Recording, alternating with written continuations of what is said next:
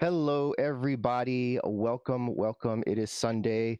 We're here for another episode of Like Clockwork, except today we're doing something a little different. Unfortunately, Roland could not be here. He had to go take care of some family business back at home in Hawaii. So is not able to make it this week. That because we're just about to get into some good old fashioned D&D dungeon crawling for the first time. Rowan really didn't want to miss that, and so he asked if we could maybe put off for a week, which we can. I'm going to run something a little different tonight, something similar to what I did before when we didn't have everybody. Um, but you'll have to bear with us a little bit because a lot of this is going to be pretty much off the cuff. Um, a lot of last minute work we put in to just to get this done and together. So um, with that, also not here is Randy. He is just taking a little bit of time for himself. I'm not a floating head. I think it's just that there's this little fog underneath, and so it looks like, you know, I'm a floating head. That's for Reverend, who asked in the chat if I am a floating head. If I sit up, maybe my green thing here is a little bit whatever. Yeah, it works for tonight's adventure, which is going to take place in the Shadow Fae, actually. Um, so a little bit of exposition before we go. So, of course, Like Clockwork, our game takes place in the year of 3416. That's 3,416 years after the Cataclysm, which changed the landscape of the world. We know that Leah is playing an elf, Rosalia, who is from the Shadow Fae, and there really aren't any other elves. Like, no one believes that elves are real. Well, the reason for that is that 3,416 years ago, the elves knew the cataclysm was coming, and so they left the planet behind and went back to the Shadow Fae, which was their ancient home um, in Ricaria, which is the Elven lands within the Shadow Fae, the lands that were gained through bargains. The progenitor of the Elven race, the Biashtikra, they had settled the bargains and made sure that they had this sort of land in the Shadow Fae, this realm set aside for the elves. Of course, that was thousands and thousands and thousands of years ago that the elves came over, and some of the Biashtikra came over with them. Eventually, they all kind of left back into the Shadow Fae, and they became, for all intents and purposes of Dungeons and Dragons, the deities of the elves, right? So when the elves went back, they found that instead of this paradise, this elven paradise they were expecting, that the landscape had changed, and it had changed very much for the worse. The land was dark. It was full of creatures that were strange and alien, and dangerous. And so, as they came into the realm unprepared, thousands of elves were killed. Um, the rest managed to just through their might and magic and years of martial training still, because even then they had been fighting against the god kings and the humans and their human followers. So they managed to sort of set up a bastion for themselves to give themselves time to sort of figure out what their next move was. And so our story is going to cover four characters who are seeking the Biashtikra because they can't find them. They're nowhere to be found. They were expecting these elven gods, these Archfey, to be present but they were not. So they found that their progenitors had disappeared and that the land had turned dark. And so these four characters are, if we want to go real quick and tell us who is owning what character and what that character is, and what you might have come up with for that character in this short amount of time. I'll go first. So I am playing, what's the name? Cree. And Cree is a ranger, so specializing in ranged weaponry, I believe is this ranger's specialization. So yeah, good stuff. I'm looking forward to being a mysterious antisocial ranger. Very good. All right, next is Alex. Hey guys, tonight I'm playing Safi. Safi is a wizard, and she doesn't think of herself as creepy, but other people think of her as creepy. She sees herself as maybe a little bit more gothic and otherworldly. Other people think she's downright creepy. Okay. John. I am playing Bria, an Eldritch Knight. I am consumed by my hunt for the progenitors who have promised us great things, and I have lost my entire family, my home, and my own love to the monstrous land in which we live. So with my Eldritch Knight rage, I will seek vengeance. I see. And finally, Leah. Hello, everyone. My name is May. You may address me as they.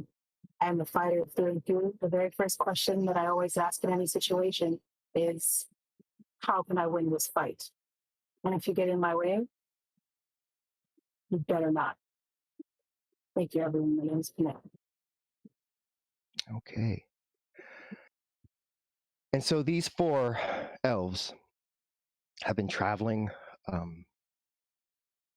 throughout the dark of the Shadow Fae, seeking the progenitors. They are amongst the most powerful warriors and spellcasters in their group, their sort of village area encampment where everyone is set up while they're trying to figure out how to make a life here in this place. They can't go back. There's no magic in Kealifis. And so the paths that they took to get here are no longer open. And it is a dangerous and frightening land. The very environment itself is unforgiving and seems to want to dispel them, to expel them, to push them out of existence if they have no other place to go.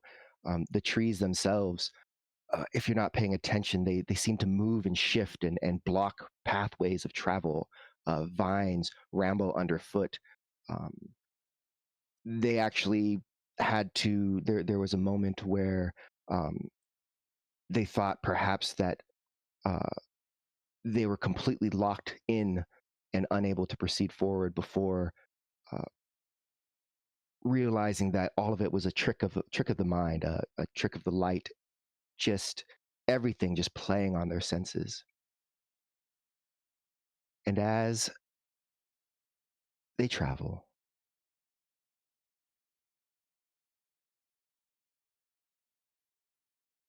I guess I'm the camel. Okay. As they travel, what is your order of march?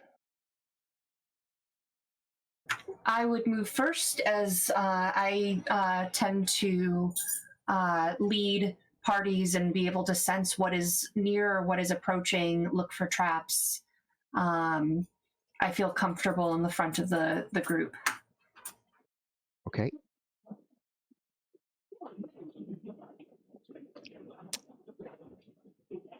I would probably be towards the back, but my familiar, which is a bat, would probably be up towards the front. Okay. And then of Bria and Pone, which of you are actually taking the rear guard?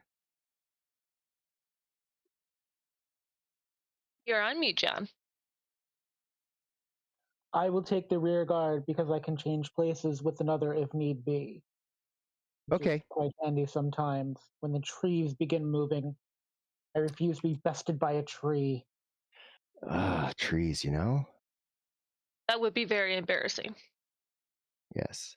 All right. Well,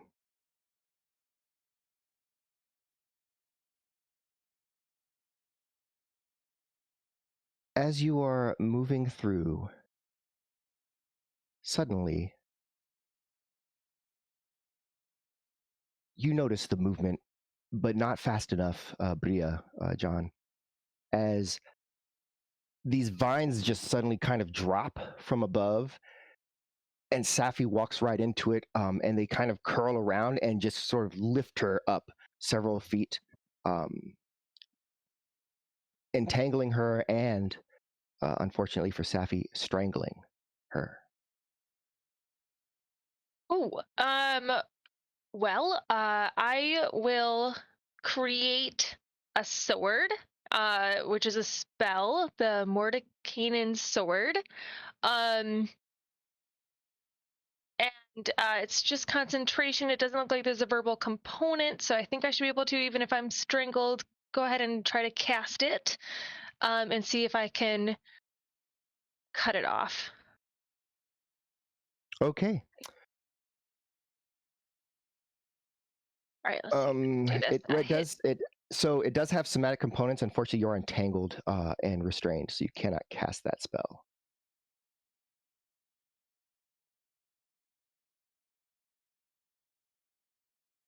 I will cast Mage Hand.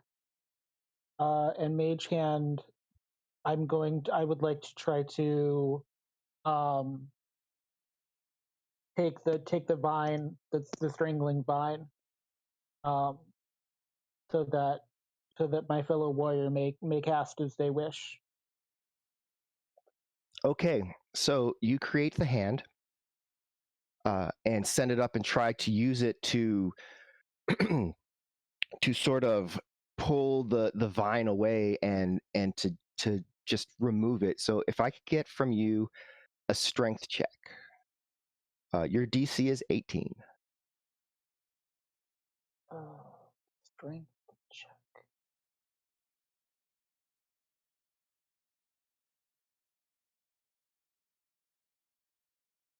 And that was a 15. So unfortunately, the hand is not able to pull that off. Pone or Kri, what are your things that you might want to do here? As I hear the rustling from behind me, I turn immediately, and I'm going to cast Speak with Plants. Okay. So you're casting Speak with Plants, and then what is Pone going to do? What is my frostmaw? That is your glaive. It is a polearm that has a like a sharp blade at the end of it. It's sort of like and it's kind of wide, and it's cold to the touch, and then the blade is always rhymed with frost. Basically, when you hit stuff, it not only hurts from the fact that it's a blade, it's magical and will also freeze through things and cause cold damage. Can I use my frostmaw to try to attack the vines and freeze them so that they drop and fall off? You can. So what you're going to do then is, since this is not represented in a map right now, what you're going to do is just on your character sheet, you're going to just double click the attack. And you'll where it says Frostmaw, and then so in your actions where it says attack with the +6, the dice with the +6. Oh, okay. Yeah, just go ahead and hit that twice. You only need a 10, but there's always a chance you whiff. Okay, let me go to my actions tab so I can go there first. Okay, clicked on it. Wait. The where it says there's a dice and then a +6. It says. Oh. Okay. Yeah. Here we Double click that. There you go. All right, so 20. So yeah, you swing that up and start to cut through the vines. Roll in the box next to it where it says 1d10 + 1. Double click that one, and we'll see how much damage you shred through there. Okay, so yeah, you managed to cut the vines and enough to release Safi from their grip as she kind of drops to the ground, just a couple feet. And the vines sort of like tendrils, they just kind of retreat back into the trees, disappearing. As the Thank you. Yeah, you got tangled up there. I thought that the vines were gonna take you. We should let's just get away from whatever Yeah, the heck that Bria, was. can you please not talk about the trees killing us again? I don't think that was helpful. Thank you, Pone. Cree, you are speaking with plants right now. What would you like to perhaps say, or As they retreat, I say, why does normally peaceful foliage attack us?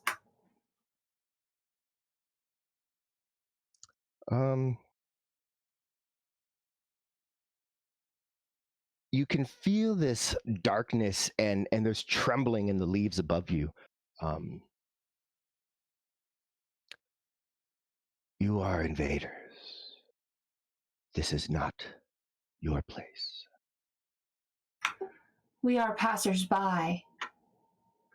There is no reason to attack. Until Talife gives you leave to pass, you are invaders. Who is Talife?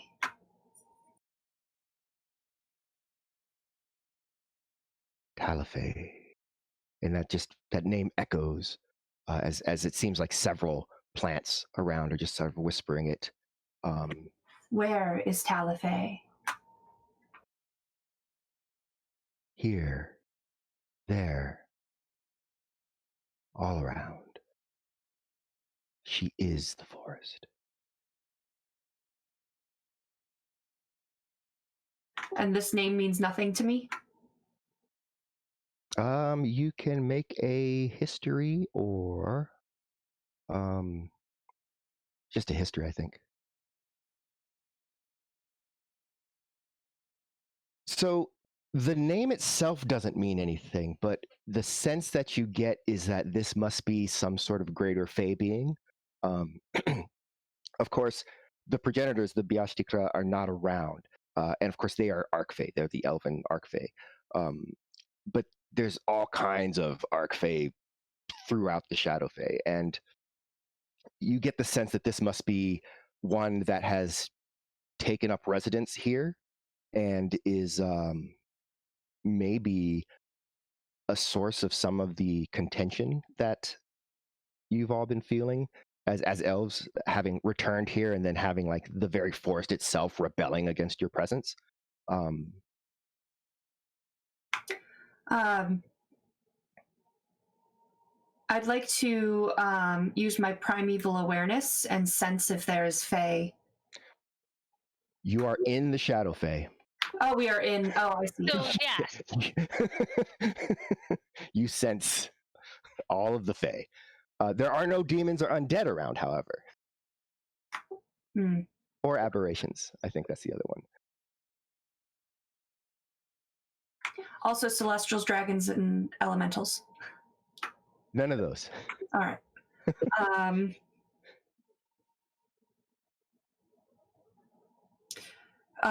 So as I've been like just looking up at the branches and these guys are waiting on me, I just turn and go, we are not welcome. Yeah, I kind of got the feeling already. We are not Does that mean welcome, we and have to yet fight? we are here. I shrug and keep moving forward. Don't worry, Pone. I've got a feeling we're going to see some fighting before this mission is over. I'm sorry, it's Panay. It's not Pone. Panay. Nay. Is that right? That was Easiest my way of bad. saying pony. Can you Panay. keep calling them pony just to piss them off? I will not do that because they can beat my ass really easily. So I will not. Yeah. All right. Well, you travel through. As you do so, you notice in the distance that there's a mist, perhaps, or a smoke. If it's smoke, you don't smell it.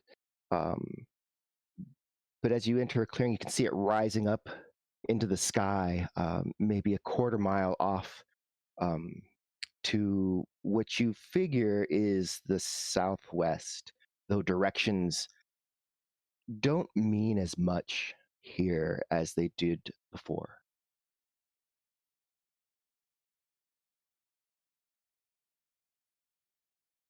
You think that Is it smoke worth? is? Is that worth checking out?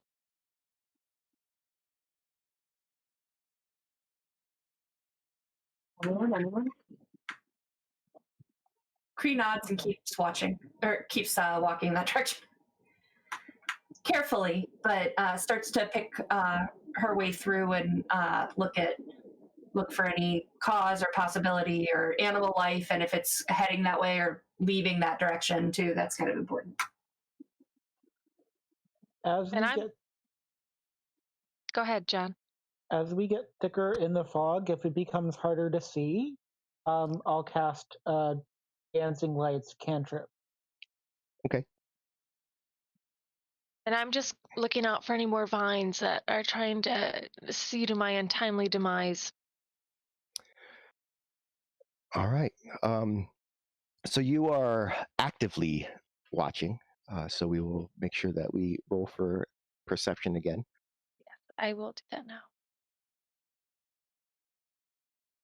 All right.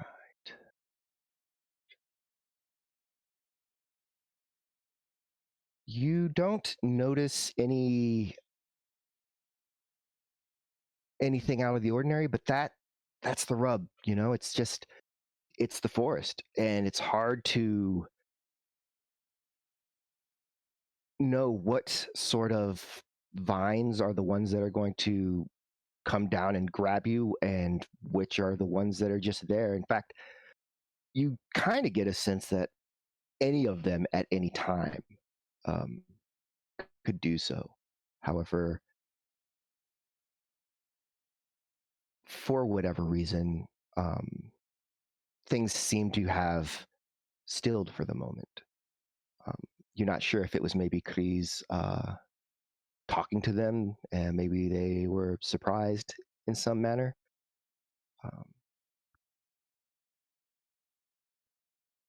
But it's quiet. Eventually, you come upon a hilltop that kind of rises up ahead of you. This is going to be on a map, so I will share that map here momentarily.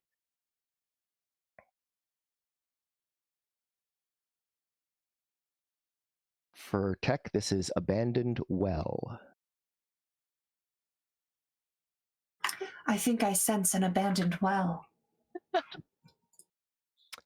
You're All right. good. So the top of this hill, the top of this hill is where you can see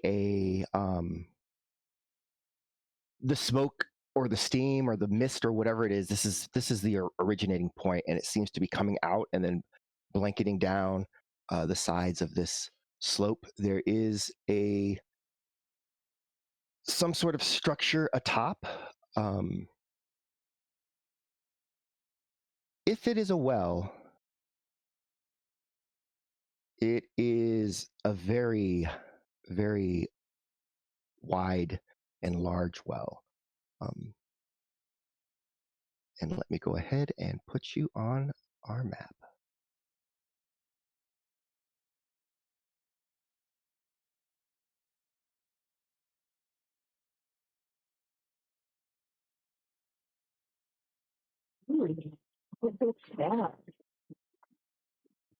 Yeah. All right. It's not a hill that's just you walk up there. You'll definitely have to do some climbing to get up there. But definitely is something. I mean, it's not just more woods and forest. And real quick before you continue,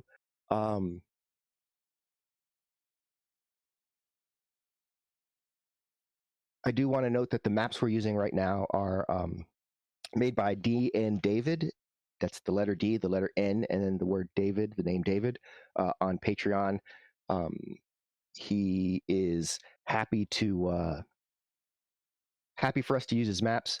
But if you like the maps that we're using, if I didn't make it, David made it. So just wanted to share that real quick. In the future, once we have the maps up, we'll actually have the banner and make sure that he gets properly attributed. So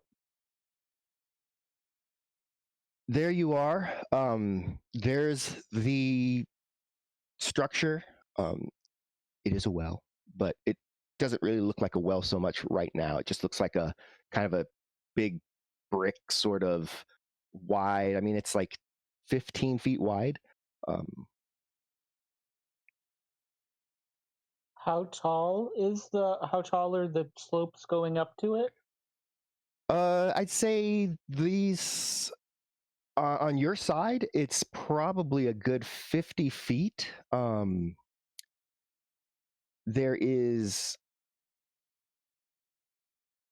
from your vantage point, it does look like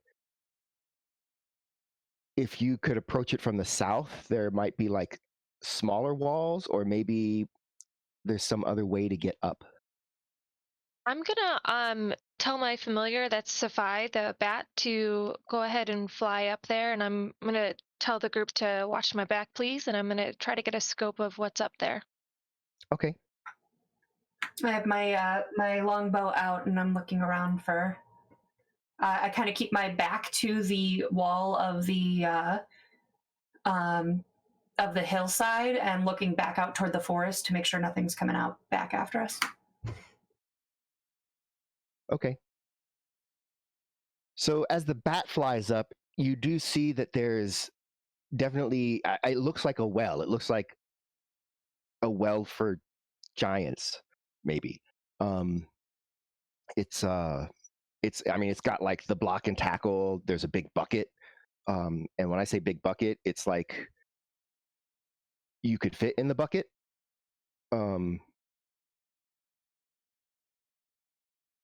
And yeah, it's a little overgrown with vines. There's a couple of trees and some like masses of plants and the like, but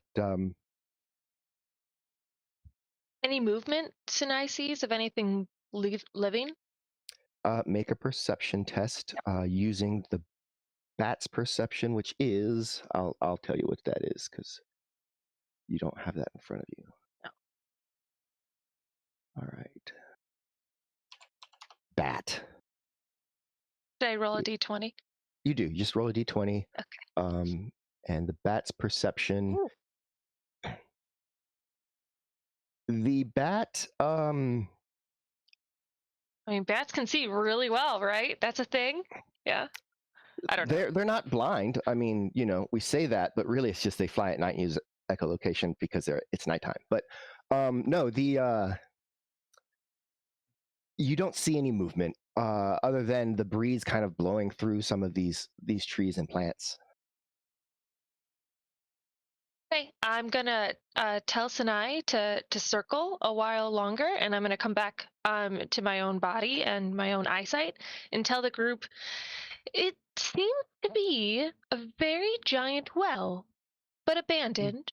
Or maybe it's a well for giants. It does look to have a basket that, well, one of us could probably fit inside, but there's no signs of intelligent life that we can see, at least.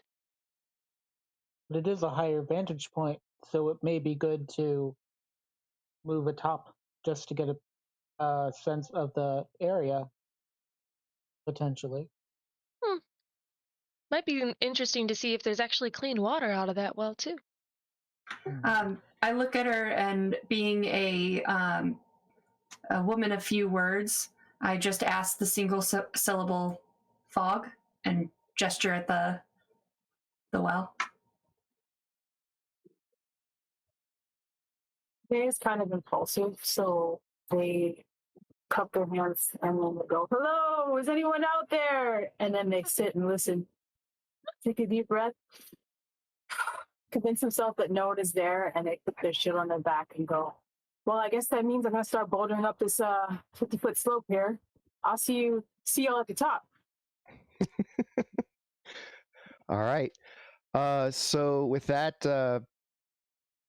Panay is gonna start climbing on up that cliff face right there. Go ahead and give me an athletics check. There looks to be plenty of handholds, so it should not be a hard climb. And I believe Okay. you're. Hmm?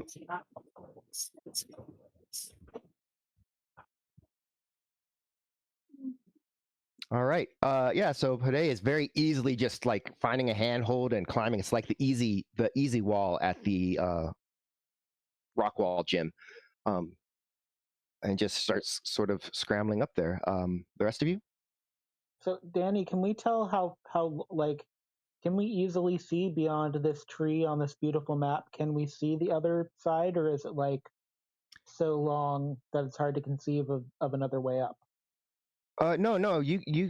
Yeah. I mean, you feel like at least it's not a 50-foot rock face if you go to the other side. But maybe if you went around or something, yeah, it's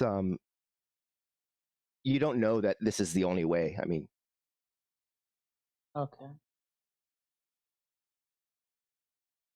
Safi's gonna be like, I really want to cast fly on myself, but I probably shouldn't expand my energy yet. And she's going to attempt to make her way up, which is gonna be really hard for her because this is not what she's good at. contrary to popular belief, today she is good at it. She's so proud of herself. Like I said, it is the easy wall at the rock gym, which can give Safi some trouble, but she generally gets it after a little while, and so that practice has paid off today as she is starting to scramble up the side of this rock face as well.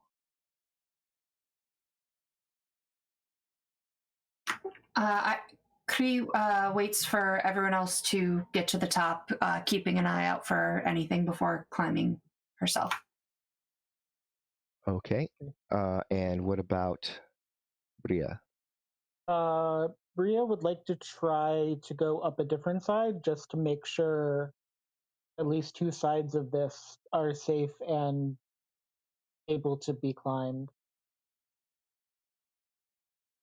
Okay. So which way? So you're gonna go here around the west and take a look. Yes. So I'm gonna say you get to about here when our two climbers are about halfway up, and I need to get another athletics check from the two of you. So Panay and Safi. Okay. This is where it gets interesting. Oh, well, Okay. Safi's a little bit behind Panay, and as Panay is going up, they grab a handhold and pull, and that stone comes loose. And Panay kind of swings and is now hanging from just the one hand, but is able to find a foothold and grab onto everything and just maintain. The rock falls towards Safi, and it's not so much that the rock would have knocked her off or caused any real damage, but you're in a precarious situation and the rock is falling, and so she just kind of like crunches into the rock face and holds tight, just like trying not to fall as the rock kind of tumbles past her, and neither of you make any progress in that turn. All right. And Bria gets to about there when we ask for another athletics check to see if you can keep moving up.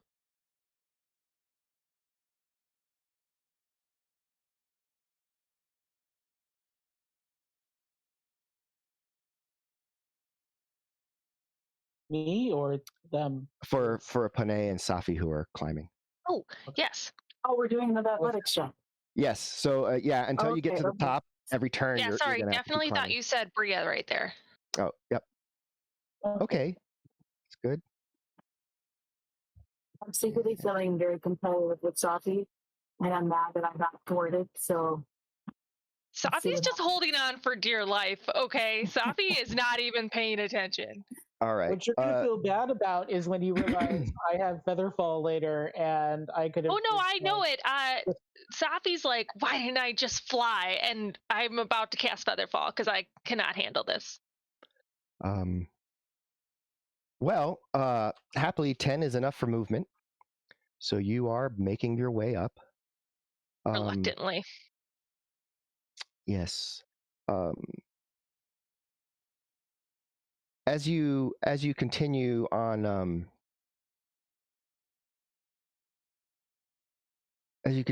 up, Panay makes it almost to the top. In fact, her hands are or their hands, as they grab the top and start to pull themselves up, there's a sharp sort of pinch on one of your hands, and you're like, what the heck was that? Like maybe you put it on something sharp, like a sharp rock, or maybe it was a stick. Feels like a stick maybe. And then as you pull your head up, you see what must be, if somebody made little dolls out of twigs and twine. Oh no. Nope. Don't like that. There are several of these little sticky guys. It seems that they might have been waiting, and just at that point is also when you get this sense of warning from your familiar for Safi. Ooh, bad. Get down. All right, let's go ahead and get a initiative check for everybody real quick. Kri, you see the bat suddenly like wing down, and you see Safi kind of look a little troubled from where she's perched.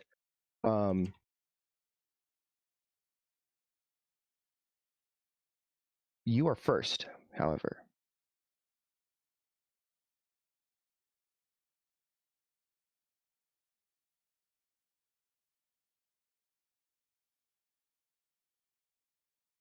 I'm first?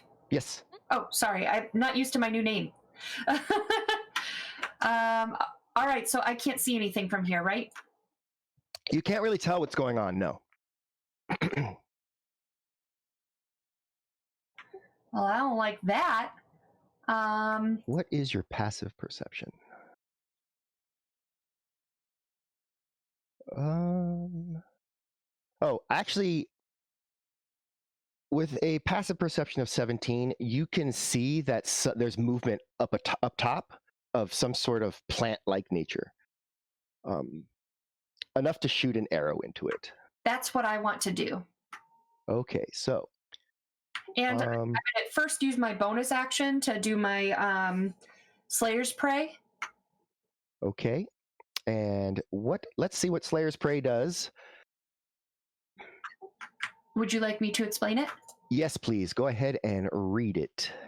Slayer's Prey. Starting at 3rd level, I can focus my ire on one foe, increasing the harm I inflict on it. As a bonus action, I designate one creature I can see within 60 feet of me as the target of this feature. The first time each turn that I hit the target with a weapon attack, it takes an extra 1d6 damage from the weapon. This benefit lasts until I... Yeah, so. All right. So normally you get really mad when I say you can't do a thing. Today, you're going to be really happy that I said you can't do a thing. You are the wall is 50 feet. Oh, okay. From your vantage point, it is further than 60. So no, that's fine. If it's out of range, it's out of range. Poop. All right. Let's see. Where is? What else do I want to do?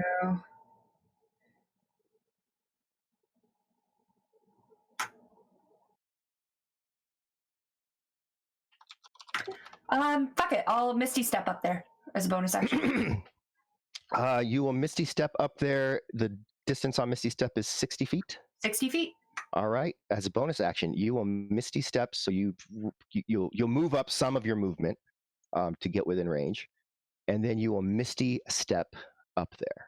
And then I'll still have my action. You will still have your action. So exactly.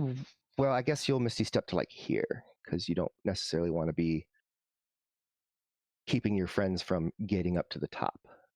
So as I do that, I should be able to shoot them, right? Yeah, and you see them there. Which you see, they're little. They are very little. Well, that's fine.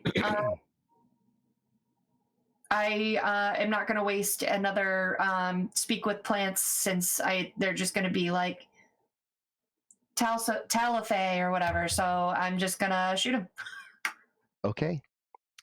That is definitely in your wheelhouse. All right, here we go. That is definitely going to hit if you're hitting the one closest to you. For that says 12. Yeah. So the arrow hits this first one right here that's closest. And it just shatters. Like the arrow just digs into the dirt behind it as it shatters and twigs go flying in every direction. Great. I get an extra attack on my action. So I'm going to do it again to the one behind it. That's what you should do.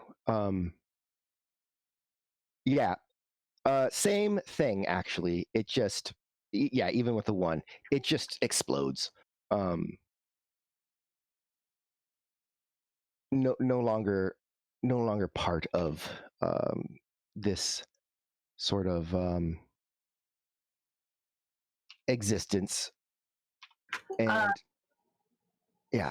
If I can't, I'm not using movement or anything, but again, I just right after I shoot, and then I just turn around in place once again, just to make sure nothing's coming up behind. I've done what I can. Now it's up to them.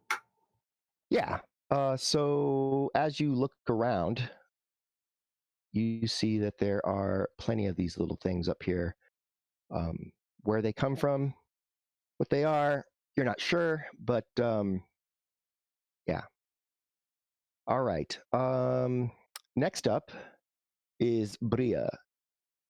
You can hear a little bit of consternation, and then you hear the telltale sound of air displacement as Klee is rushed in, and that's because all of you have that power. You can all Misty Step, so it's something that you all kind of know to listen for.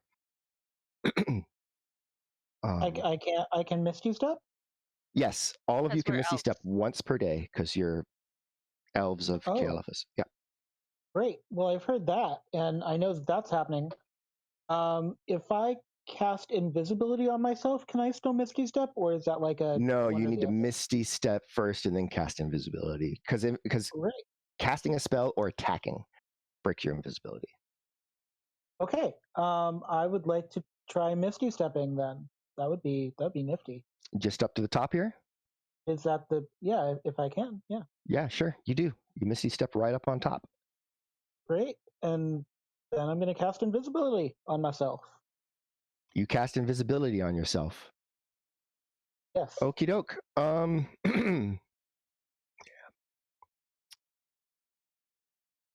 Panay, you're at the top. Really, you just need to scramble up. So to not fall, I just need you to make a quick athletics check just to make sure you don't kind of get stuck there. You don't get stuck there. You pull yourself up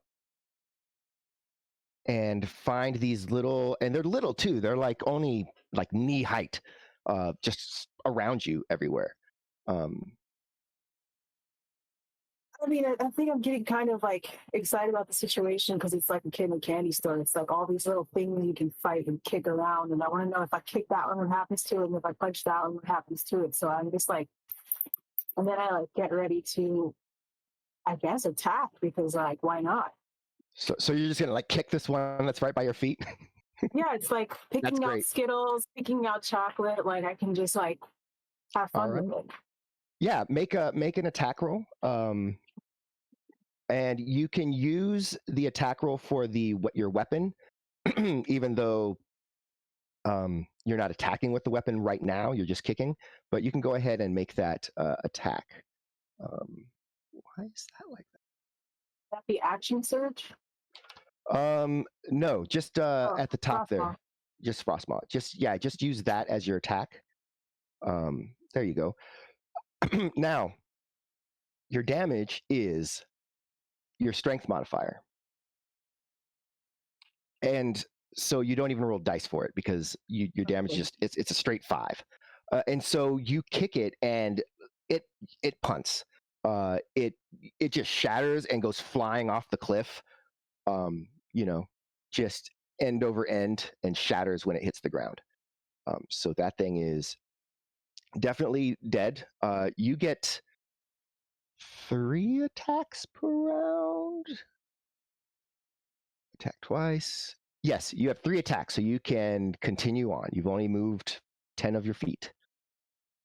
Okay, so I'm really excited now because I just found out that it's like playing golf. And I can just start kicking them around and they're not going to give me any kind of resistance, which is like a dream for a fighter. So I take another spin kick and look at the nearest one and I give it a punch. Just to see Okay. what happens. Well, it's hard to punch because it's really low, but you still manage it somehow. You almost kind of half punch, half kind of grab it and just hurl it off the cliff. And the same thing, like the head pops off before it even lands on the ground. The head, as it were. I mean, they're kind of man-shaped-ish, but they're not. And yeah, it just gets busted and destroyed as it tumbles down. You have one more attack, and you have 15 feet of movement left. I look around for like the biggest one or the one that I think is its leader, and I don't know if these things have leaders or if they communicate with each other. But I identify one that I think could be a leader because it's bigger than the rest, and I go for it. So I just do a running, flying front kick at the thing. Okay, so yeah, you just kind of do this. You just kind of jump and it's kind of a kick / stomp. But yeah, you just kind of crush it against the well here, and it shatters to little pieces. This is this one. Yep. And that is your turn. Yeah, so you just came in and just started kicking up. Your glaive is like still strapped to your back with your shield, and you're just kicking things. All right, well, now it's their turn. Yay.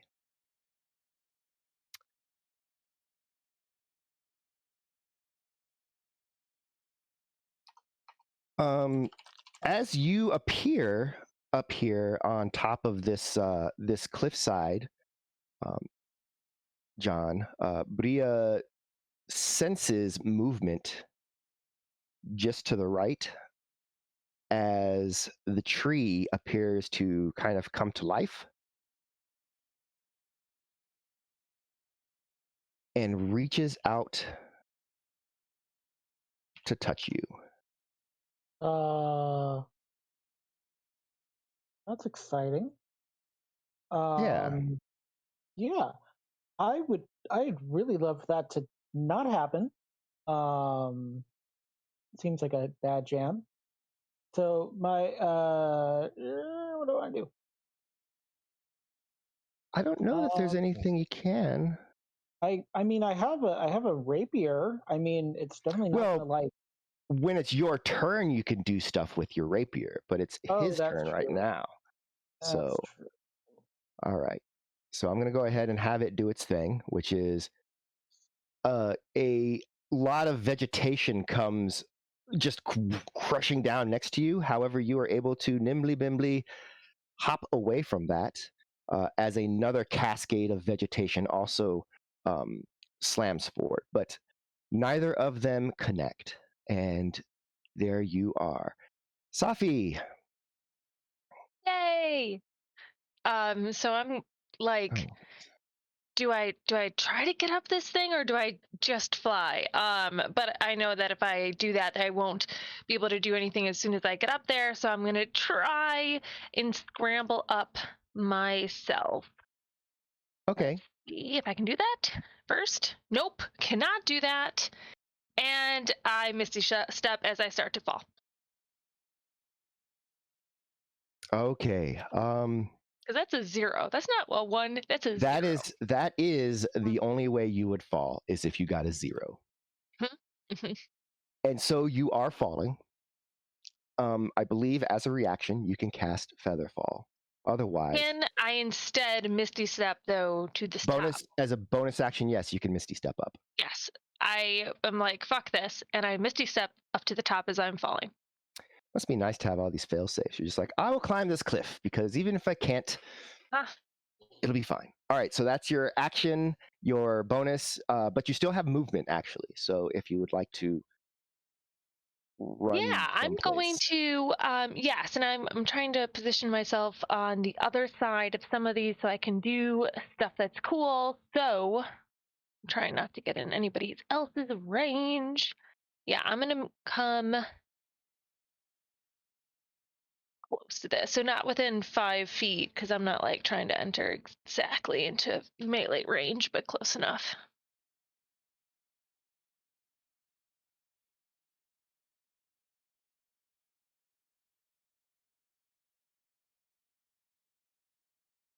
And I try to look really scary because if I can't do anything, I can at least growl at them. I mean, it's kind of scary for you to just like into existence, as you did, um, I give a withering stare. as Yeah. everyone did except for Panay. Um, but yeah. All right. So that takes us now to these things that are going to try their damnedest.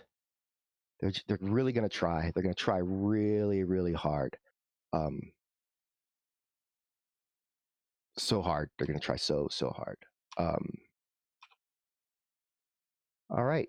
This guy, where are you at? All right. So this one rushes forward, and tries to attack Kree with its wee little claws. It's so cute. It doesn't do anything. I almost want to let it. Bobby does think they're really cute. Creepy dolls are kind of her thing. Yes. This one moves up and is going to try to claw at Panay, as it were. Also a fail.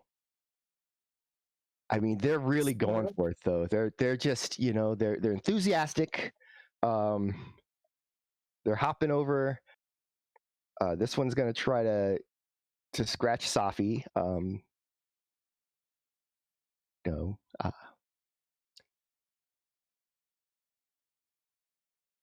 This one makes it and is going to attempt to scratch Panay again. Oh, This one actually, because you had just done like this like slide jump kick, you're kind of low to the ground, and so this one actually manages to get a little scratch on your face, which stings. I mean, it's not life threatening at all, but it does sting. It's like a cat scratch, a little cat scratch. So that's fun. Next up, these contenders are going to sort of flank around and attack. Hey, I'm Rhea over invisible. here. They can still see me, even though I'm invisible. Yeah, it's weird. Don't like that. Fine.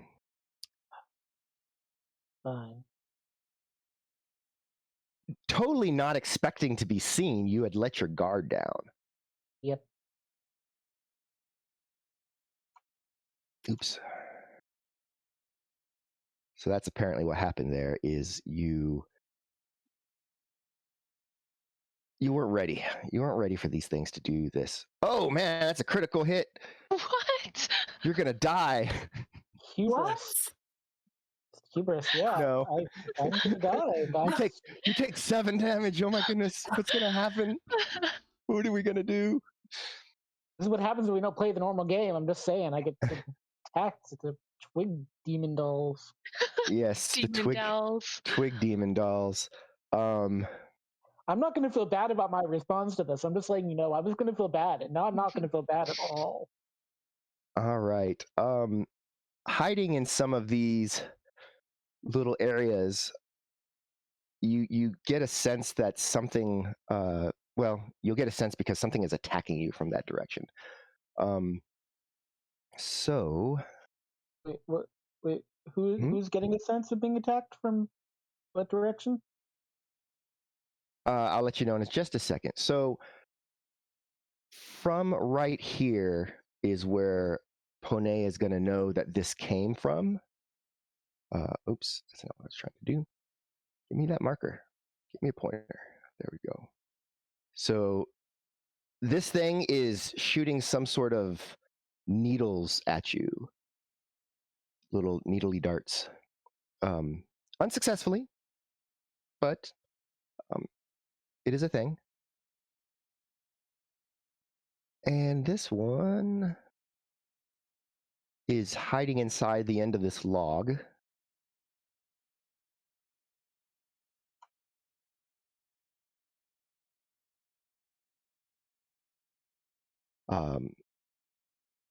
And you feel these like spines like just kind of hit into yourself, Safi. One into like the side of your neck. That one really hurts, and the other one kind of just clicks into, sticks in your arm just a little bit, like porcupine quills or something.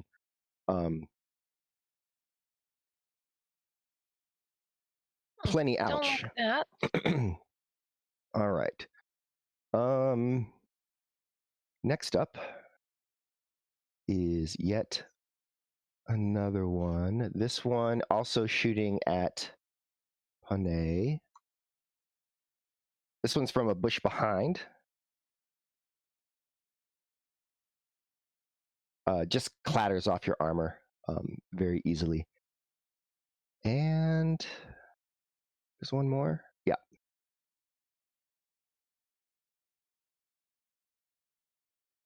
This one atop the well is attacking, and it's going to shoot at Safi. That's a critical hit. Oh, great. Starting things off real well. What is going on with these little creatures? Wow. That one, like... Just a well up here, that's all it is. Just a well, nothing else. It's just a well. That thing, that needle, like, it hits you in the neck and buries itself really deep. It hurts.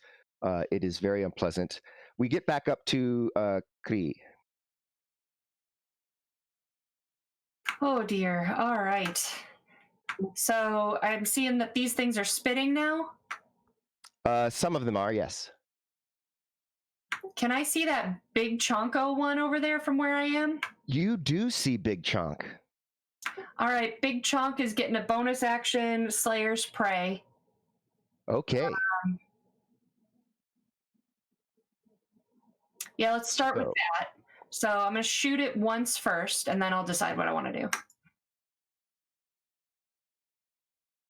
All right. The arrow goes flying into the tree. Okay.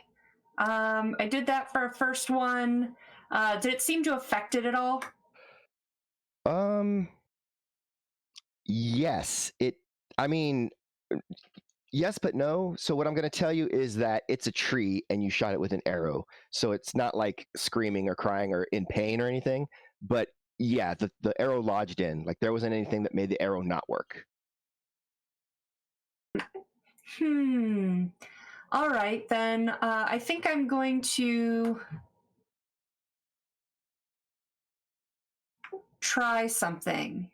Okay. So as I release the first arrow, I kind of like tilt my head considering, and then I'm going to go ahead and use as my bonus action. Oh wait, no, I already used my bonus action, so I'll do that next turn. Okay, so nope. Tell you what I'll do then. I just tilt my head for now considering, and then like without even taking my eye off the tree, I'm going to stomp on the one in front of me. Okay.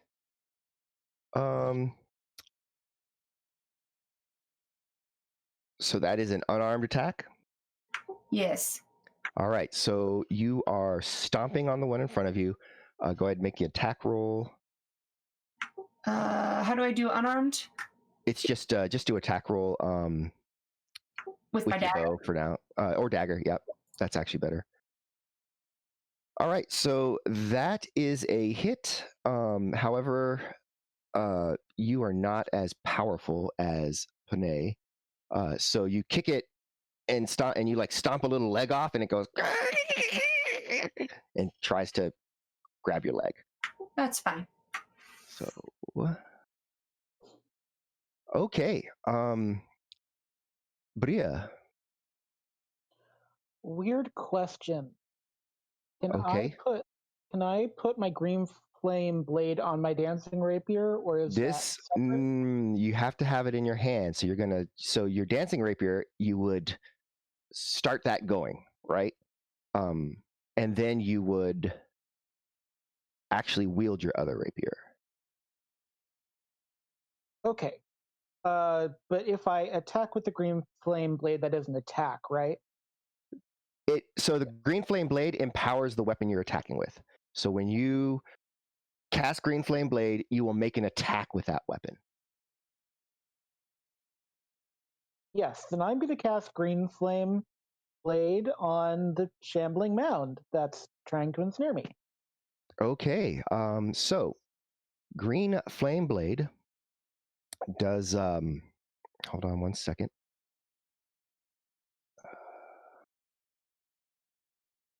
Is that what I'm looking for?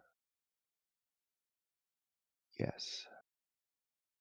All right, so green flame blade is going to hit. If you hit, then it's going to actually leap to the next target, which is what's really cool about green flame blade when you're at higher levels. Okay, so go ahead and hit the damage effect for green flame blade, which is the little damage guy. So you can click that. Now roll damage.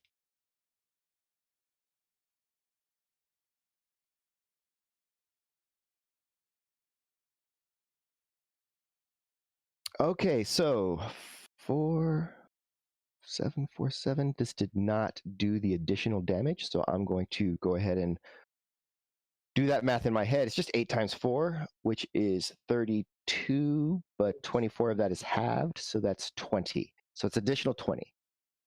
It doesn't seem to catch fire as readily as you would expect for a plant type creature, but you still did plenty damage, and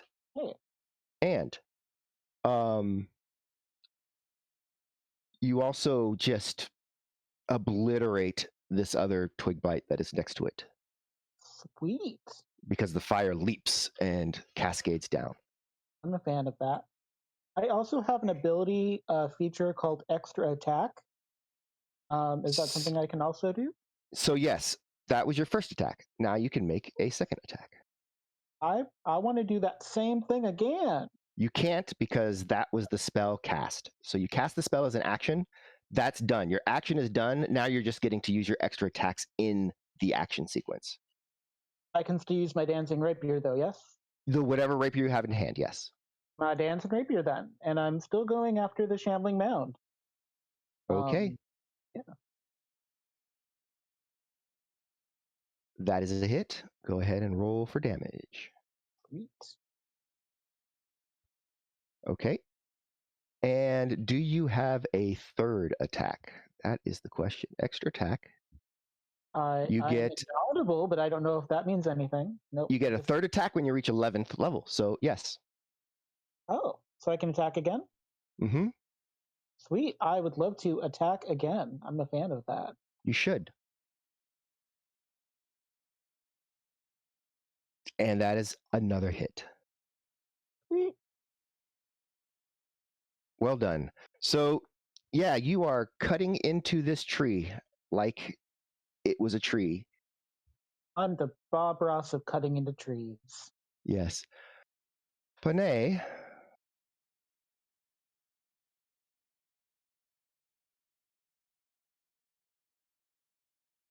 So,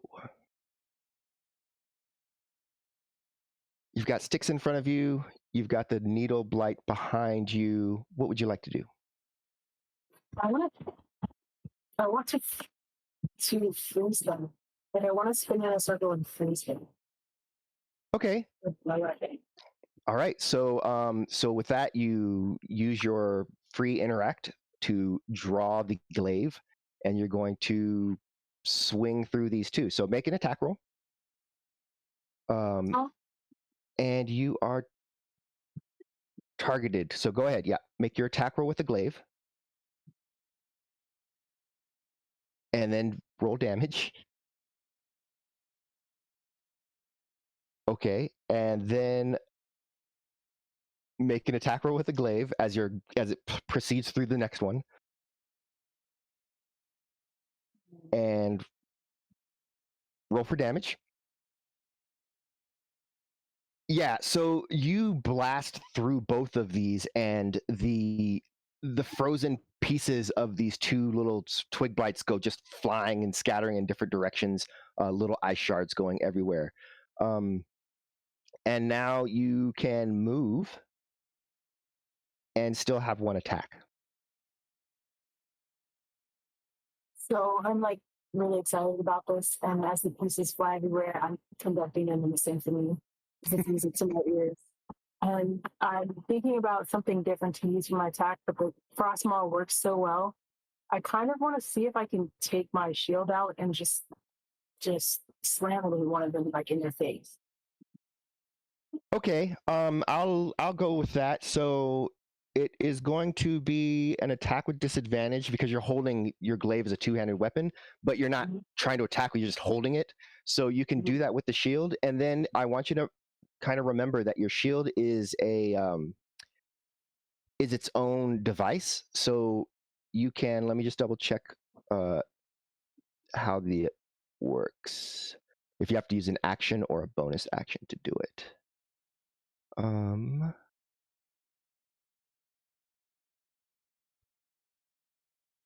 It is a bonus action. So actually, you can speak the command word for the shield, and instead of equipping the shield, it just actually starts floating around and trying to block things.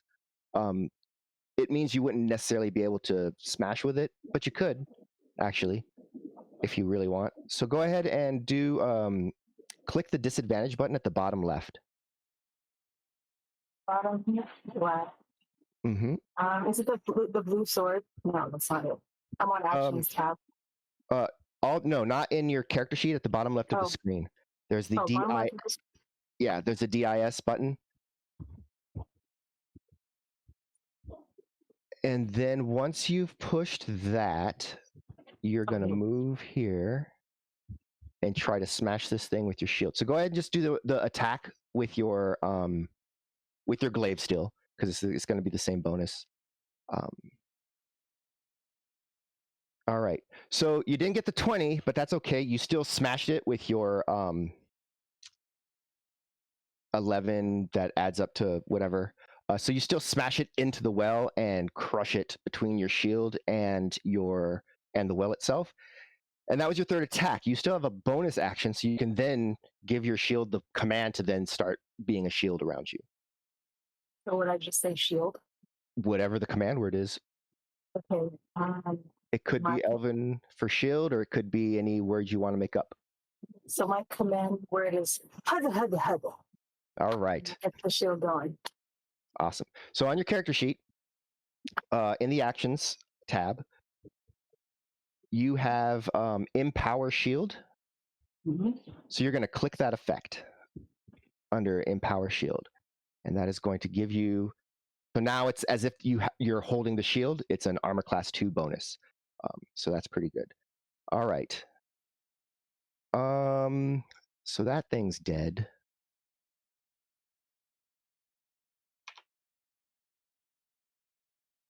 And now it is the Shambling Mound's turn. It's just, it's a big tree and it's just trying to swallow you, Bria. It's not doing such a good job of doing that. And now, Safi, it is your turn. Okay, I'm going to go ahead and call up an ice storm, which is going to call up a hail of rock hard ice pounds to the ground in a 20-foot radius, and I'm going to center it on right by this needle blight 12, so I can hopefully hit the 3 of these guys if I place it correctly without hitting any of my friendlies. Okay. Except I'm not sure how to actually do that on here. So, since you are really good at placing, you don't have to just point at a place and do guesswork. So that is right. I just want to move it a little bit more to the Here. left. There So you go. yes, that's right. There's your radius. That's where I would like to place it. That's going to hit everything in there. So go ahead, and what we're going to do is I'm going to have you set up so that you're targeted on all these guys. Wonderful. 1, 2, 3, 4. Spoiler alert, everybody. Everything's going to die. Yay! So go ahead and I think there's a saving throw associated with this particular spell. It is, yes. So go ahead and click once on the saving throw. I think I did. And then just go ahead and click the damage. It will automatically figure out who failed and they all failed. Yes. Okay, so exceeded hit points by 10, exceeded hit points by 10, exceeded hit points by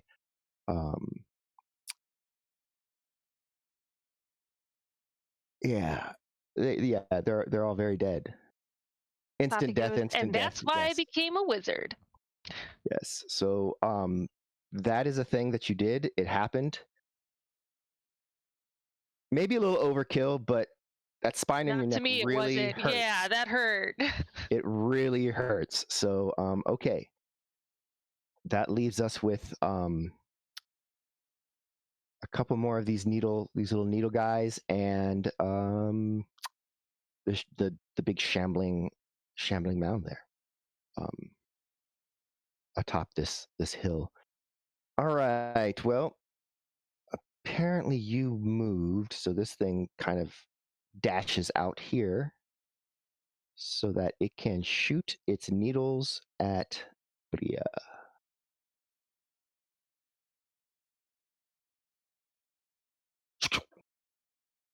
No, no love. The other one is still going to shoot at Panay. Also, that also misses as the shield suddenly just moves in and deflects it and knocks it out the way so that you don't get hit. Tried to shoot needles in your back. Which brings us back to the top with Kri. All right. So I had just tilted my head. Little stick thing is gone now. So I'm going to use my bonus action this time to use my lightning arrow. I want to try that out. Okay. So I believe Slayer's Prey, let me double check it, but I think I only have to set it once. So that should still be active as well. Let me look at that real quick, because I was thinking that it only happens once, which wasn't super exciting for me. I was kind of like, oh, that doesn't stay on. I would just do my hunter's mark, I guess, but Designate one creature the first time. Okay, the first time each turn. each turn. Awesome. Yeah. So yep, so go ahead and I set my effect. Mm-hmm. And then I'm casting my lightning arrow with my bonus action. Right. So that's going to be a save. All right, so lightning arrow. Looking at it. So they're going to need to make a dex saving throw and hit 13. Ugh. So, all right.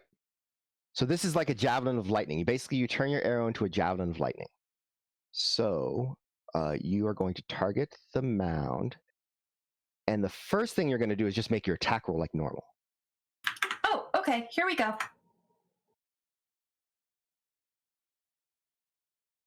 That is a hit. Now, the next thing you're going to do is you're going to go ahead and hit that first damage button. But actually, we're going to... I hit it twice. Okay, we'll give it. Well, apparently, the lightning doesn't do anything to it, so No. There's that. Well, look at my pretty. Yeah, go ahead and roll damage. I'm sorry. And turn on your. It added that die, right? So Yes, it did. if it took it off, turn it on again. Let's see. Yeah, put that die back on because it goes to your arrow, not the effect. Okay, and go ahead and roll. What am I rolling this time? Just your damage, regular damage. Regular. Because it's still an arrow, so the arrow hits. It's just the electricity on the arrow doesn't do anything additional. So. Gotcha. I rolled a 1, son of a biscuit. Yeah. But now you know that shambling plant things, lightning, don't care. Tell that to the trees during bad storms outside, okay? Yeah. Okay. That's just that was just your first attack. So you have a second arrow to shoot. All right, let's do it.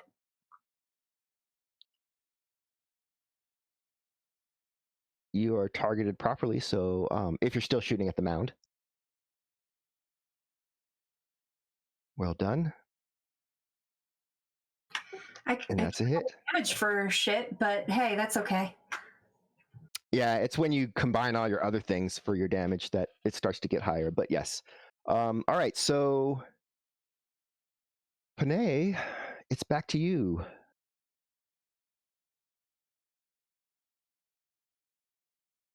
Let's see, what's mainly... There's this thing hiding in the bush back here behind you, and then whatever's going on across the way. So I kind of like peekaboo with it. I'm like, I see it. I see you. And then I try and freeze it with my, whatchamacallit. Got it. All right, so you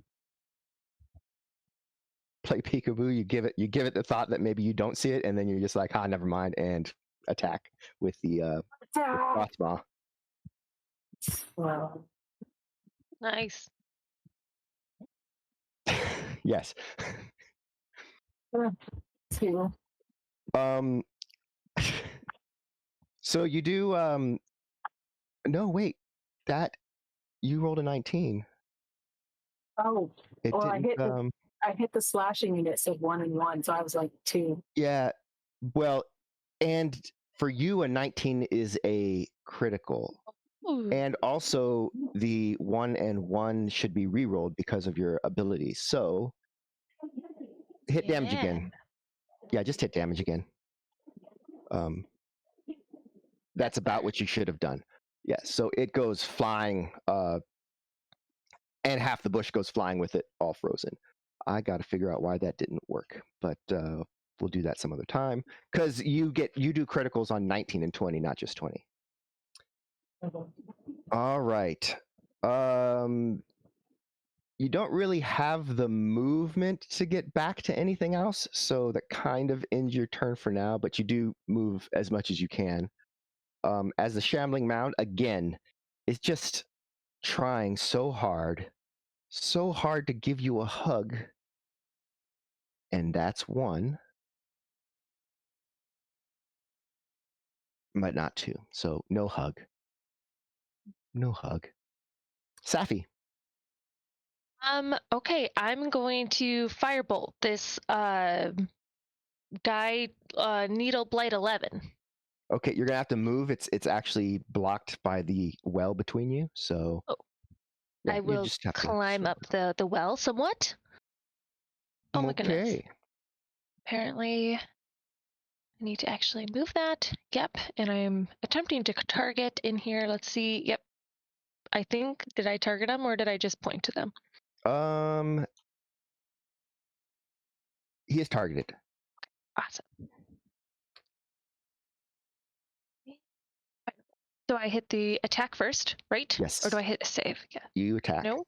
So you missed. Ah, no. Now make an acrobatics check. Great. Something I'm so good at. Actually, I'm not terrible at that one. Yeah, you should be okay. No. Oh, no, I'm not okay. Nope. Mm-mm. You fall down the well. Featherfall. And you cast Featherfall. Okay. We're going to just pull you off this map for now. Mm-hmm. And given the time, the three of you, I mean, you close in on this thing and murder it to death. It's a tree, and it's not very good at hitting you, and you're like some of the best warriors in your section.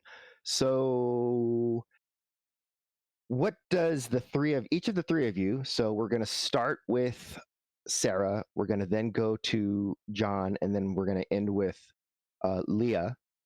Just describe how you 1, 2, 3 combo this thing to death. I'm going to shoot it twice again. It's Okay. not impressive. I don't do the flares. I do it for effect. Okay, so you're just pimp, pinpoint accuracy. All right, got it. What about Bria then?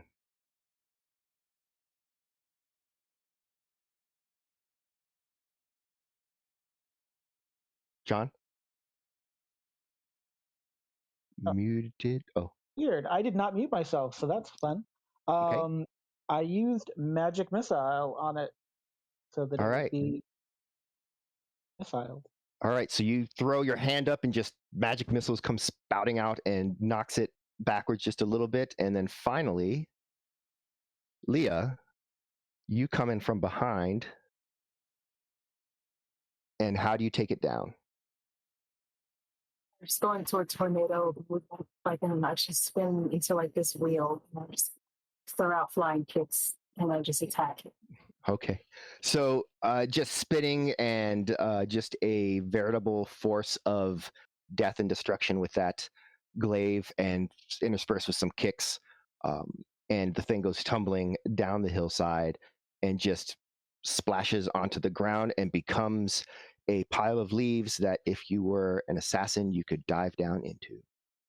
Nice. And with that, we are going to go into our 10-minute break. We did go a little long there, but yeah, let's take 10 and we'll see everybody when we get back. Thank you, Tim.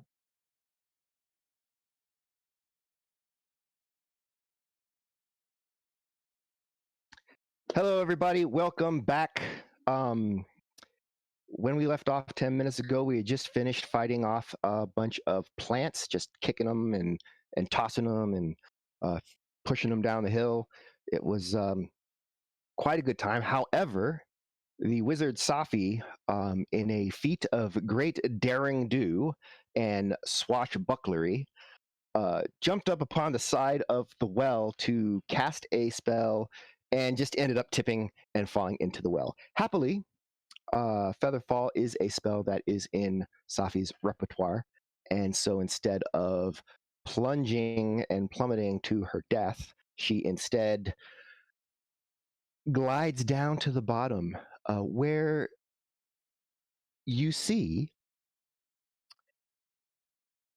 you don't feel like you're underground or in a well. Once you touch the ground, you feel like you're in a forest at night. Hmm. Um, there are no stars. You cannot see. You do see a single round moon directly above you, which looks like a moon, but you know that's probably the well opening up, way up, but looking like a moon. No stars, and just it's dark there's like a purplish sort of light, magenta lights, uh, just kind of ambient, that kind of run over some of the plants. It's it would be beautiful if it weren't so out of place. Hmm. I'm gonna use my message ability to message back up to Cree, um, and let her know that I'm okay, and also this might be worth checking out down here. Okay. With message, you can get a response back, so you get a very Cree response. Hmm. I take that as I will, which is to start looking around and exploring some more, and I call my bat down to me. Okay. You have some healing potions as well in your satchel if you wanted to I do want partake to of drink any of that. those. Yes, I do.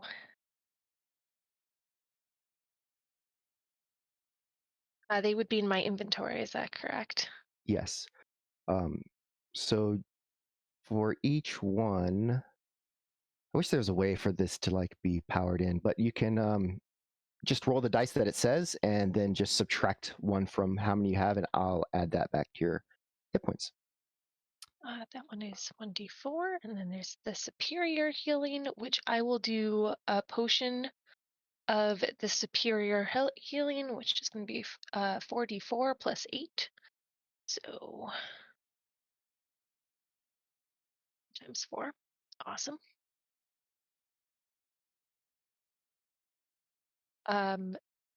Okay, great. All right. So And I'll that's take it, plus 8. but remember that it is 44, not 46. So that's going to be a 1443. Oh, whoops. So that's 12 plus 8 is 20. I We'll did give you think back that was 20. kind of high. Yep. But you feel, well, that's not you. That's Bria. Suddenly Bria feels better. Yay! Thank Great. you. Yes. You're still dying. Okay. So yeah, you take you drink the potion down, and you do feel instantly better. Still a little sore. Probably not going to be singing in chorus tomorrow, but Yeah, I'm good with that. you're alive, so that's good. The rest of you up top, what are you doing? What is your plan? I would like to drink a potion myself first. Okay. 'Cause Which of the potions would you like to drink? I got hugged a little too much by the Shining Mound. I have a superior, which I Okay. feel like is probably the right one. Sure. I mean, mechanically, you know about how much they heal, so you can look and see how much it is and try and figure out in your head what the average is and decide if that's what you want to do. Oh, you don't want me to do math? I'll just do the superior, because I think the potion, the supreme, will be too much. So I'll do a superior, and that'll be good. Okay. So go ahead and roll the D4s. I make eye contact with Panay and just nod at the bucket, like. How do I roll more than one D4? Right. Right So right click on the die, and you can choose how many you want to roll, or while you're holding it, you can right click and it will create more dice. Is the triangle one the 4? I think it's the Yes. 4. Yes. Neat. Nice. Good throw. Okay. And that one should be +8 too, right? If that's the superior one. Yes. Yes, the So superior. 13 plus 8 is 21. That is exactly how much damage you had taken. Nice. I All would right. also like to yell down the well, hey, Safi, are you dead? That don't comes think so. down. That comes down as an echoing sound that comes almost envelops from all around you.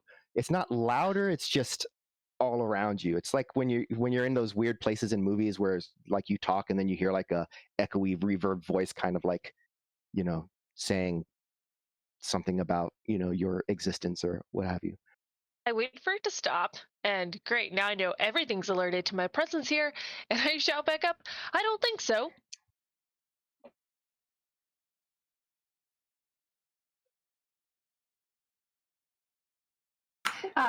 Panay, do you do anything when I make the eye contact and gesture at the bucket?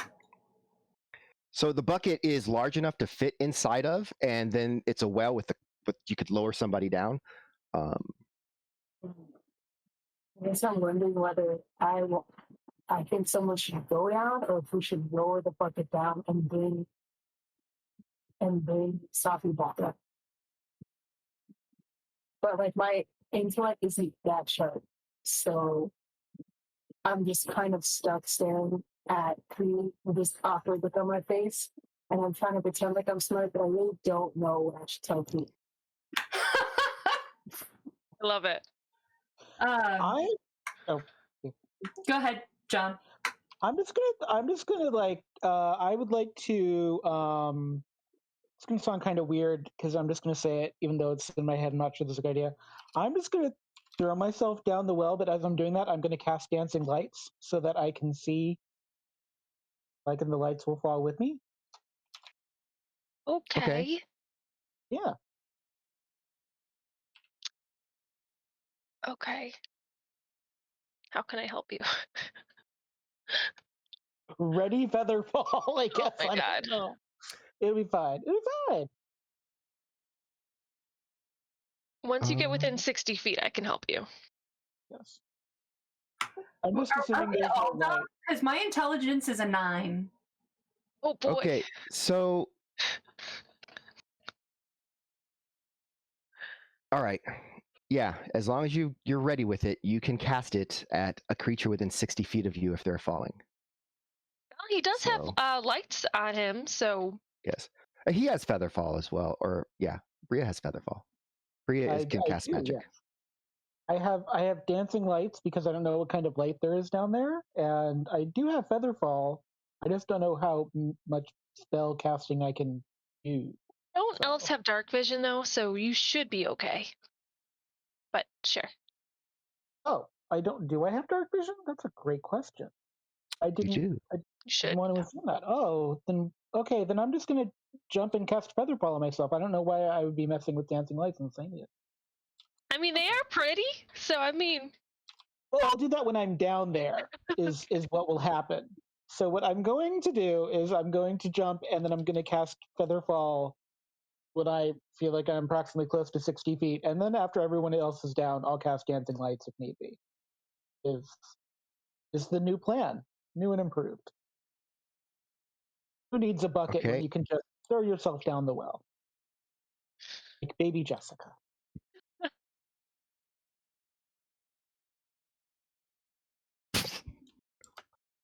No comment.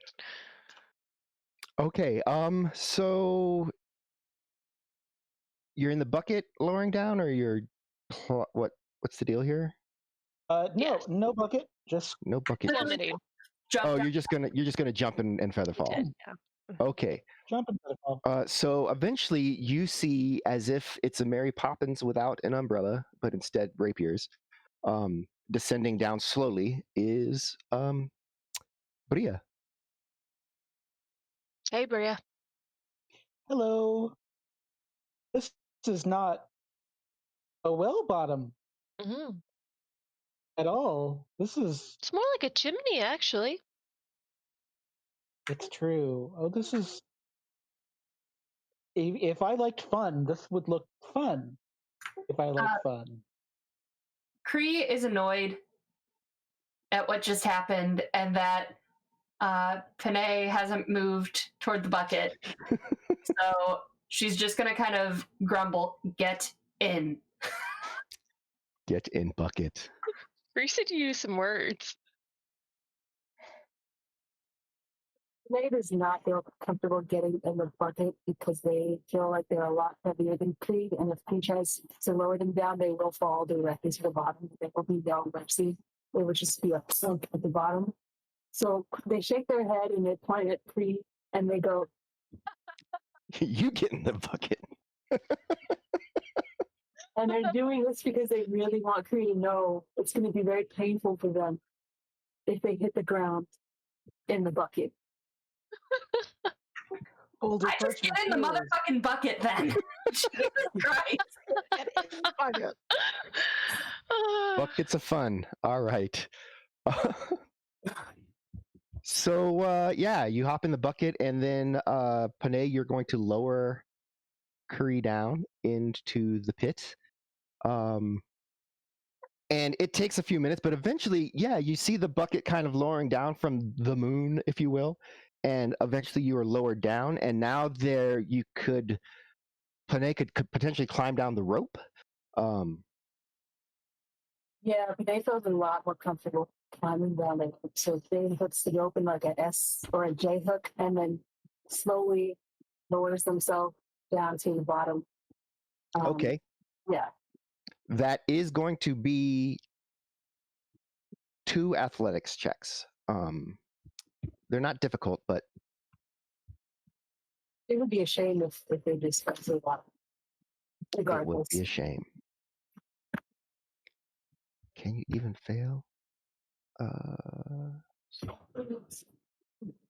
Yes. All right, so. Oh, wait, actually, I don't think you can. No, you can't fail. It's impossible for you to fail. So you just go sliding down the rope, no problem. Because, yeah, a 10 is your base, and with your bonus of 10, there's no way. So, yeah, Panay just eventually slides down the rope, and you find yourself in this area. There's, I mean, the rope kind of disappears after it gets to a certain point, so it just looks like a rope that goes to nowhere in the direction of the moon. But you don't feel like, again, you don't feel like you're underground. You don't feel like you're in a well. You feel like you're in the forest at night, and there's like fairy lights around. And again, there's this uneasy feeling. There's this feeling that perhaps something is watching. After all of us are down, I cut the rope so nothing untoward can follow us. That seems like a terrible idea. Don't do that, Bria. I've interpreted the watching as something really, really high up. I look at Bria and go, I hate you. So, I mean, you can cut the rope so the bucket is not attached to the rope anymore, but I don't see how that stops anything from coming down the rope. Well, unless that thing has featherfall, they'll really hurt themselves. Well, you're on the ground, though, so you're cutting the rope from the bottom. Oh, yeah, that won't do anything. Never mind Also, then. we have to get back up that rope, Bria. I can only cast fly on one Willian person at a time. That's fair. There could be another way out. It could be fine. We don't know. Well, our task is still the same. We still are supposed to find out what we can about the progenitors. So I think those things were guarding this portal or door or chimney for a reason. So it makes sense to continue to look down here. All right.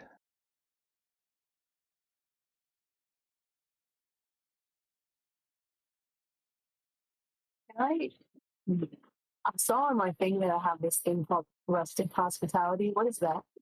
It just means that if you're ever in a place with people that aren't like your enemies, that they'll take you in.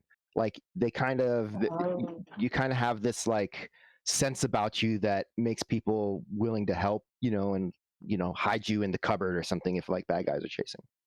Or Well, that's not what I thought it was. I was going to use it for something different. yeah, so here you are down in this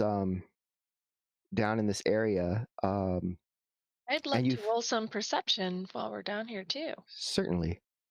Go ahead and give us that roll. Yeah. Not good. Can I try to perceive with my keen senses? You can try to perceive with your keen senses Is that automatic? If I that do you all perceive? have. Yes. All right. You realize that actually the ground slopes up in one direction, and as you look up, you can make out maybe some sort of stone structure again, but this one is more like a door, an entry into something else.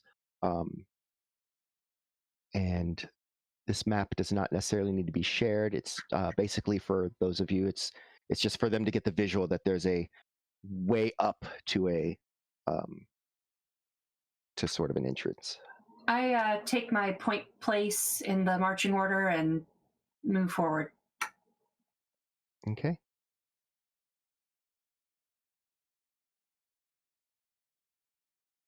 Okay, I'll go ahead and follow her.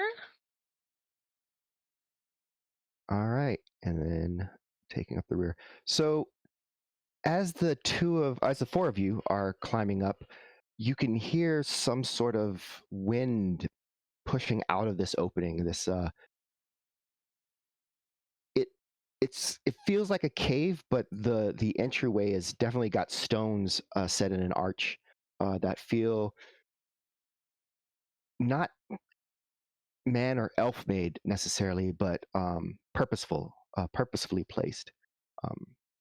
And as you get closer, you can hear that the wind isn't just a breeze or a wind, the whistling of the wind. There's actually voices in it that are sailing by. You're trying to make them out, but just as you think you hear a word that you recognize, you realize that you're not quite understanding what's being said. Could I try an Arcana check on the portal? You can. Thing?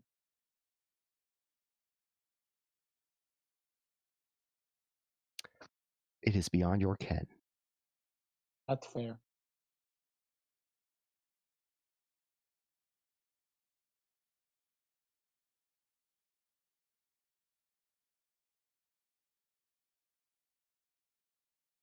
Can I do insight? You can Or do is an that insight check. It's yeah, you can do an insight check. There's something to be gained from that. The sounds are they're beckoning. You feel like they're telling you to approach, to come forth, to present yourself. I feel like they're telling us that we should present ourselves and to move forward. I just say, where are we presenting ourselves?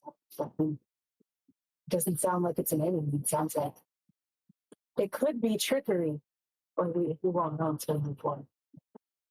You're right. I actually have some ointment that's supposed to make everything as truth. It's a truth seeing ointment. We can pause and I can see if I can take a look to see if this is what it truly is or if there's something luring us into a trap.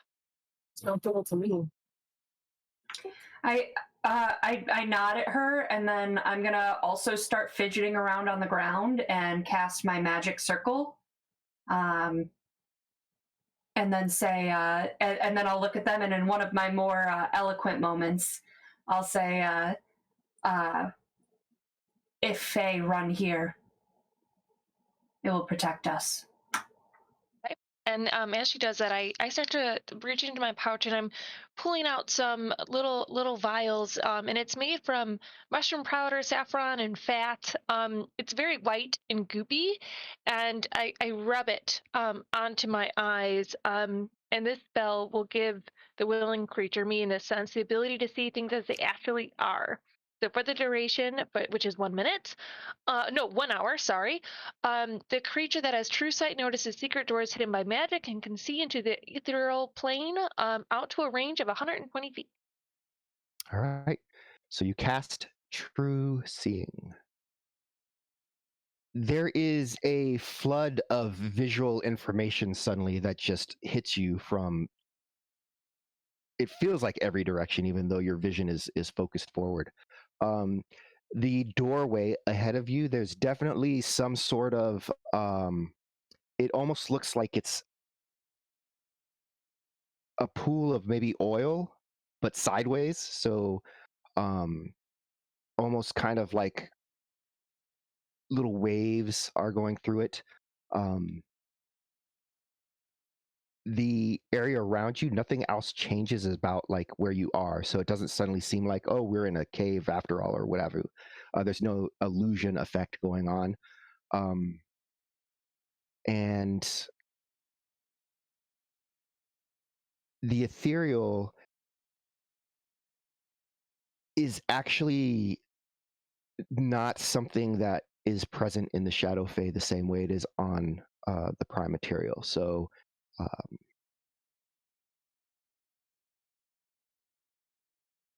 so you don't actually get any information out of that.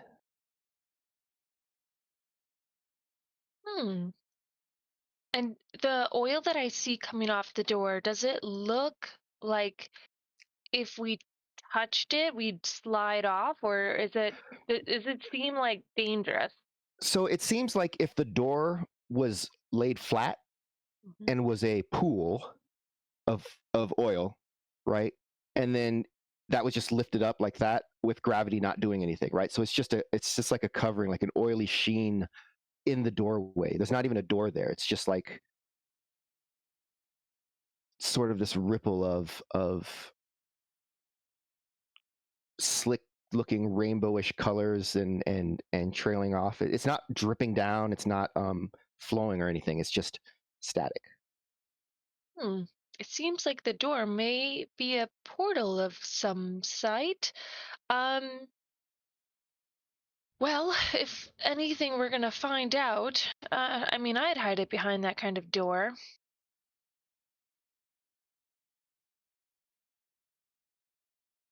Why don't we try to test it? I'm gonna ask my familiar friend, Sinai, to go and attempt to fly through it.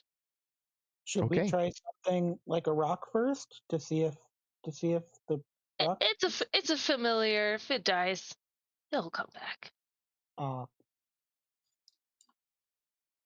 Okay. The bat spins around and then flies right through. You don't feel the sense of loss that usually accompanies the death or destruction of the familiar, but you do sense the distance. So normally within 100 feet, you can see through its eyes, you can actually communicate with it. But as soon as it goes through the door, you feel that connection lessen severely so that it feels far.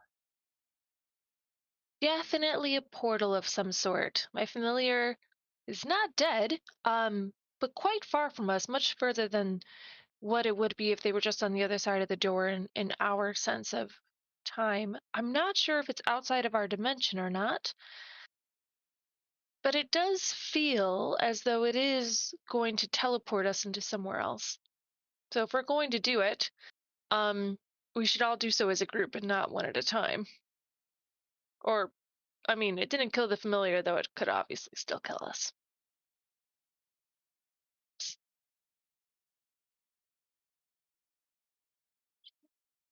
Does that mean we have to all like hold hands or something to teleport?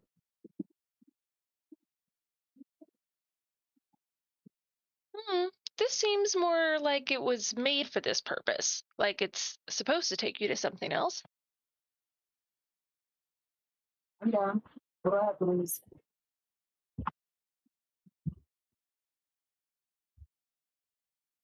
Okay, after you, friend. Hmm.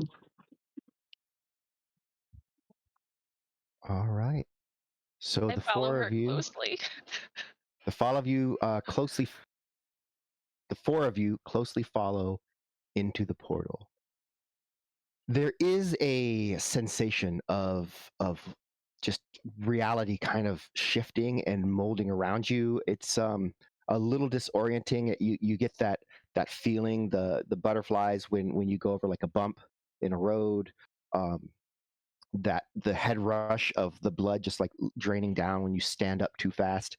All of these feelings together just kind of rush through you as you suddenly open your eyes and find yourself in a clearing. And in this clearing, in front of you, is not not a person so much, but some being that, as they move, there's tracers of itself that stay behind, and its face is this gruesome mask with a rack of antlers that just kind of go up almost twice the height of the creature itself. It's humanoid. It's wearing sort of wispy, tattered linens, and and it's sort of watching you as it kind of scuttles back and forth. Who are you? It asks. I step up and I say, "We are scouts. We are looking for more of our people and the deities of our people. And we come to this land looking for a place to which call home."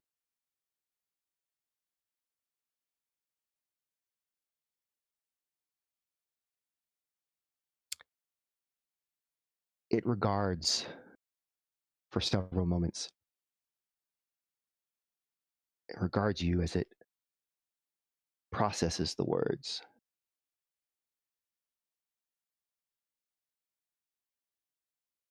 These are no longer the lands of the Biashtika. They have abandoned it. Why Why? then? Why then should we allow your return? And I'm gonna look at the bean with my true sight, true seeing still on it, and see if I can understand a little bit more about what this creature might be. I'm guessing it's Fey. Um, so with True Sight, you would expect like illusions to disappear, but it still looks exactly the same as it did. It's because Um, it's real and we're in the shadow Fey. Yes, that makes yeah, sense. to include the like trailing of effects and everything. It's We yes. mean you and this land no harm. We do not come here as invaders. We can live side by side peacefully. Hmm.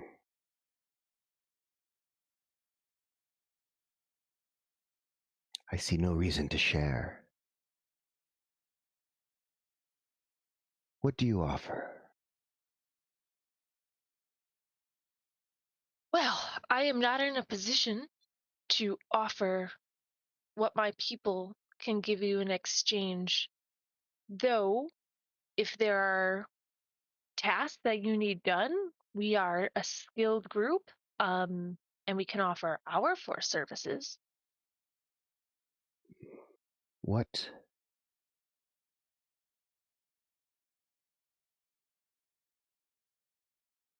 what would you like in return? Safe passage for our people. Hmm.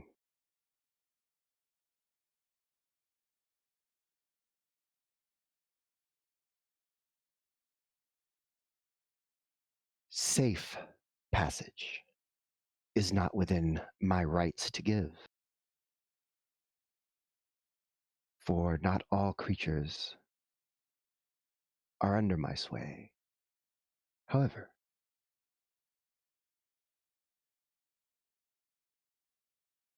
the land and the trees and the plants, the vines, the grass, those are mine. Talifay. Indeed.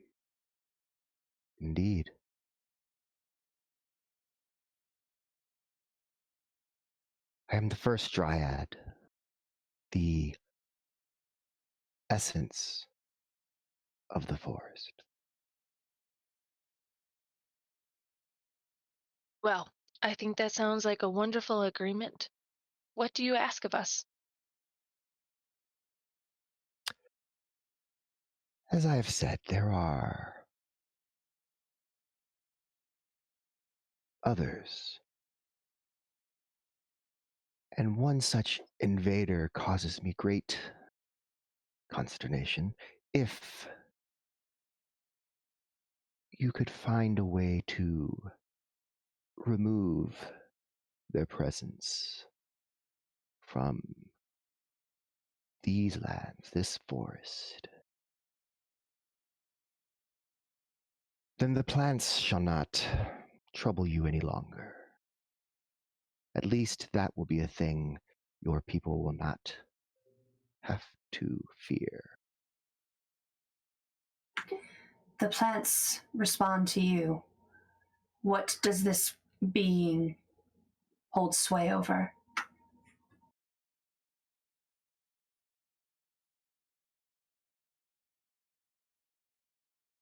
This is not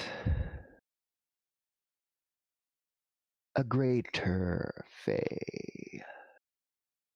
Not the same as the Biashtikla, as the old beings, the old concepts, the old essence. These are, it seems, for a moment confused,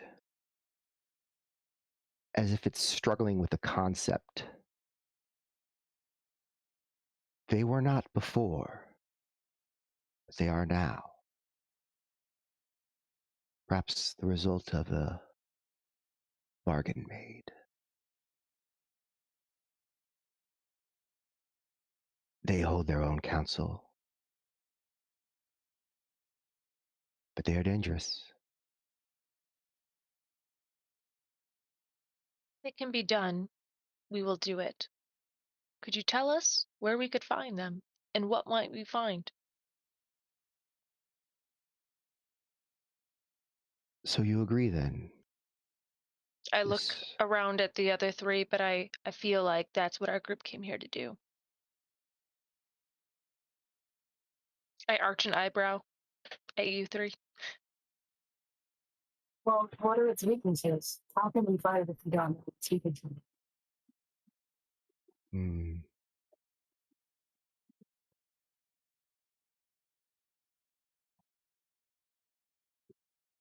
Will you destroy this thing in exchange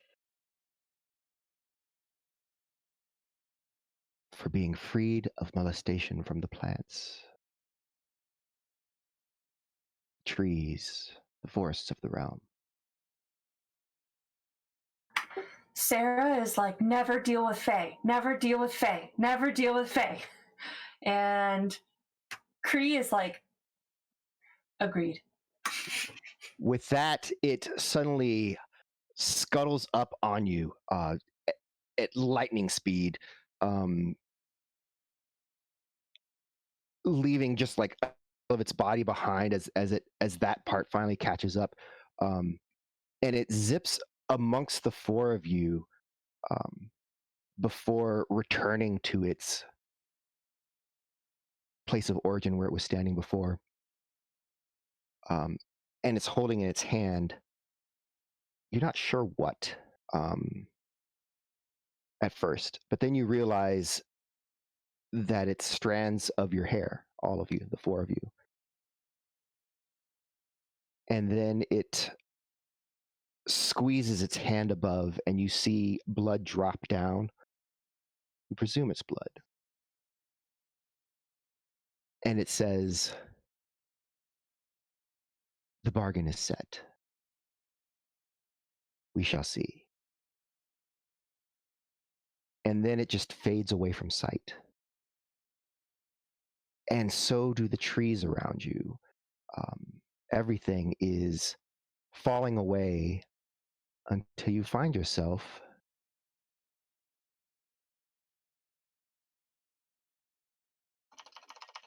Alex, I would like to ask you to say your famous line.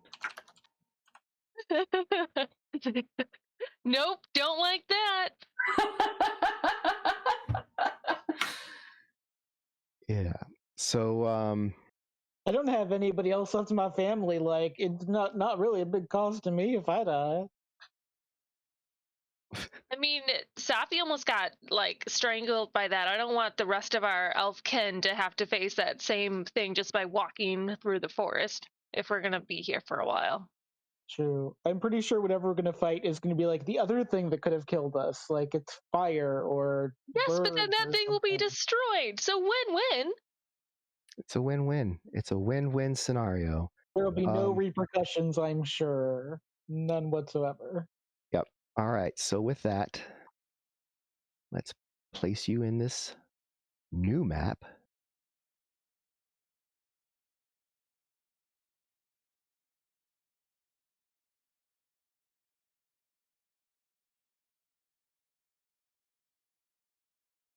Can we still see? Did the molting vegetation take away?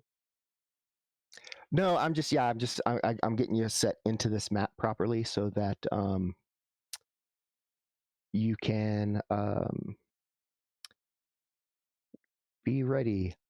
All right, so new map up, Temple of the Duke. It says that's the name of the map for Tom. As everything kind of comes back into being, you find yourselves several meters apart from one another. You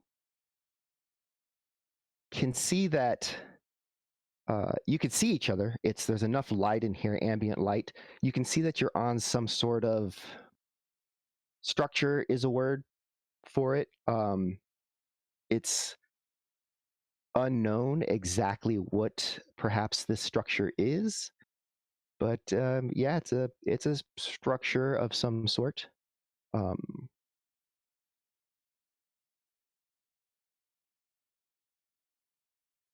And if my true seeing is still working, I'm gonna go ahead and roll a perception with that still on if it hasn't been an hour yet.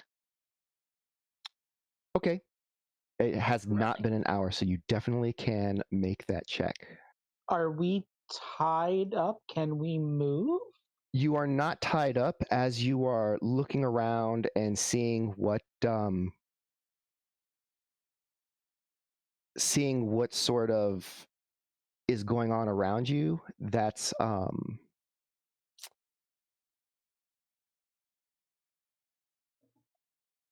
when you kind of hear this laughter sort of echoing across and throughout this area.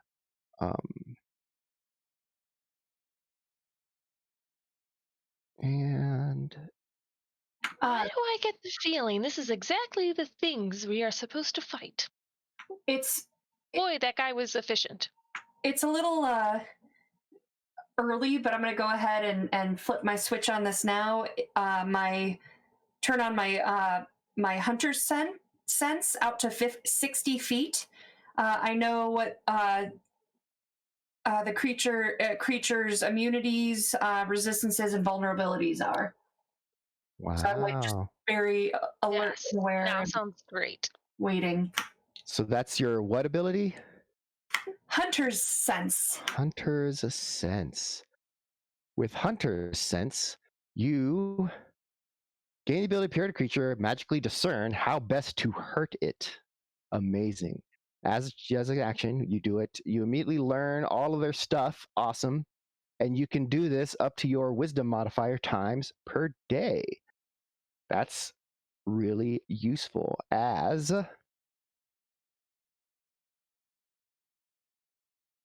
the creature appears. Now I gotta make it be and that. How far are we apart, Danny? We... Each square is 5 feet, and this thing appears, and you barely see it before it just is there with your true sight, because it you see it kind of swoop in and almost coalesce into being and then appear. And it looks around at the four of you. Another offering from the Dryad. Delicious. If you would like to roll initiative, Yes, I would. feel free. Before I do that, can I ask how haste works?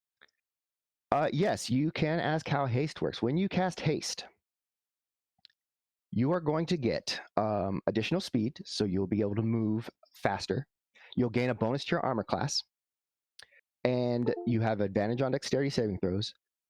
And you can you gain an additional action per turn, which can be used to attack, dash, disengage, hide, or use an object. So an action, basically. But if it is an attack, you only get to make one attack extra with it. You can't make another 3 attacks.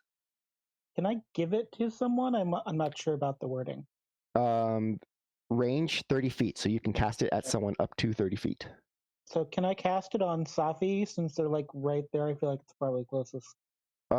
So I don't know. So when you're zoomed in close enough, there's definitely more than 6 squares between you and them. Oh, there's more than this. Okay, I wasn't zoomed in enough. Never mind. Yeah. So, everybody seems to have rolled their initiative. I'm going to roll Badly. my initiative as well. I mean, it wasn't great. Wait, did everybody roll initiative? I feel like everybody did except maybe Leah. Did you roll initiative? She's on there. Yeah, Tracker. it was because that's what the same initiative she had before. Oh. So I just want to make sure.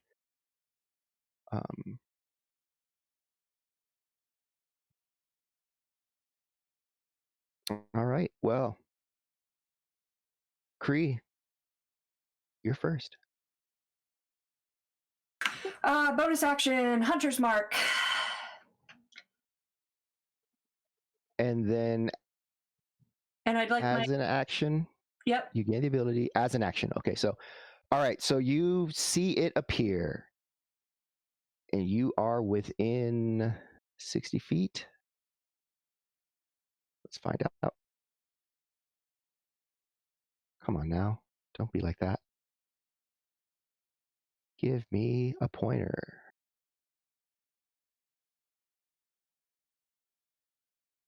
You will have to move in before you can do that, but yes. 15 feet, so.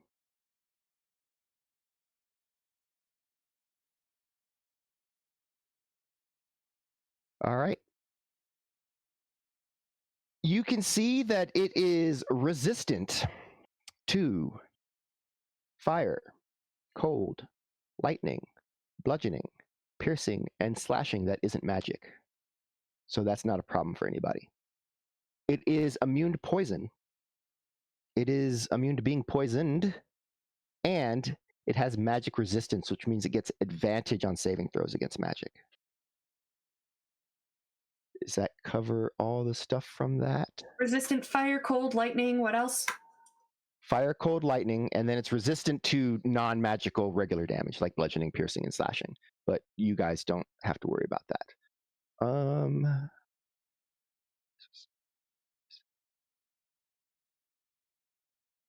Yep. All right. And you cast you Hunter's Mark communicate on it. that to the rest of us? I'm sure Kree will do that. Oh God, she just wants a few words. All Um, right. honestly, the hardest part right now is just thinking of like how to say it with as few words as possible. Maybe use magic. No,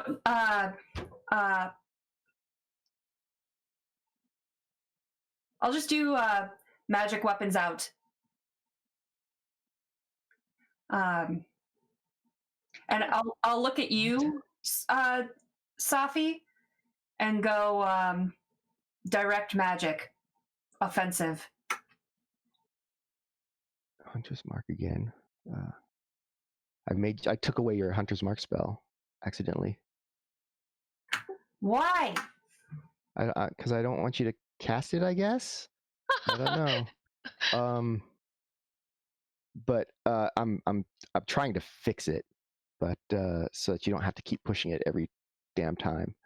All right, so that's what's going on. Next up is Bria. What would you like to do?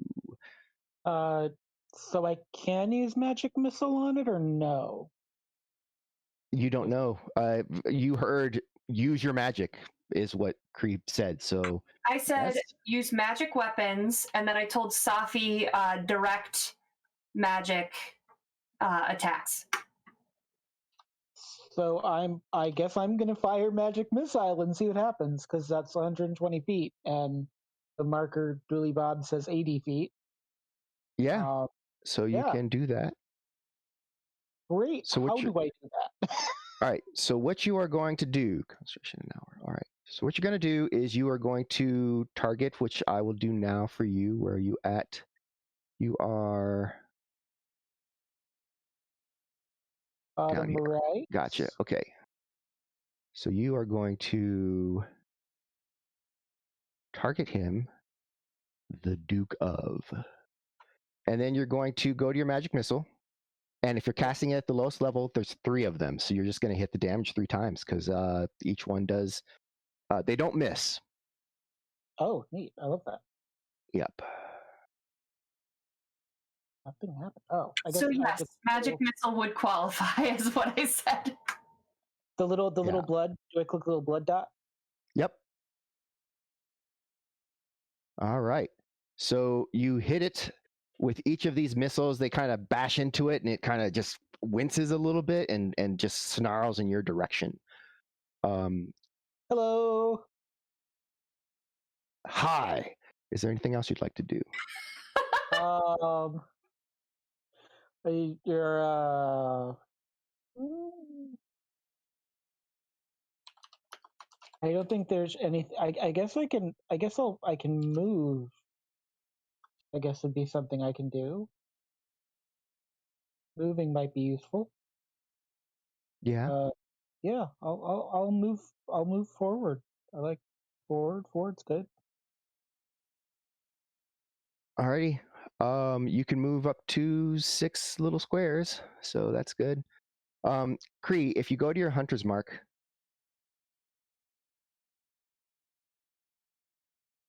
I'm going to take off this one. Go to your Hunter's Mark and then select the bad guy. Control click.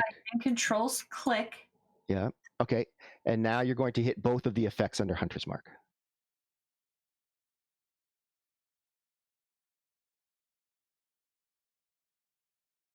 There we go. All right. So it should work because you have marked it, and if the target is marked, you do more damage. That's how that Get works. ready for me, buddy. But first, Safi. Yes, and I actually have a question before I cast this one. Mordenkainen's sword. It says it's a sword made up of pure force, but it looks like it does force damage, and I'm trying to understand if it does magical damage or if it does more like physical damage. So it does force damage, which is its own damage type, like fire and lightning and stuff like that. So if that's what you're going to do. She said direct magic, so I don't think that's what I want to do. No, so if that's what you're asking, your character knows it's direct magic.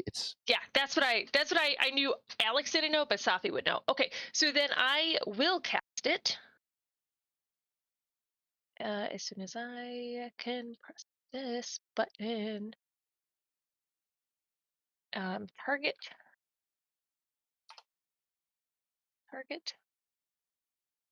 Don't know that worked. And can the Duke take necrotic damage? That has not been stated one way or the other, so you do not know. Okay.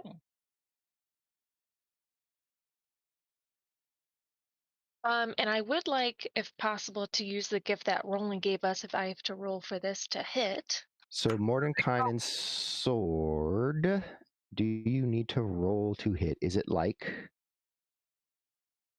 the other thing? So Mordenkainen's sword, you create a sword, it's Yes, I do there, have to hit.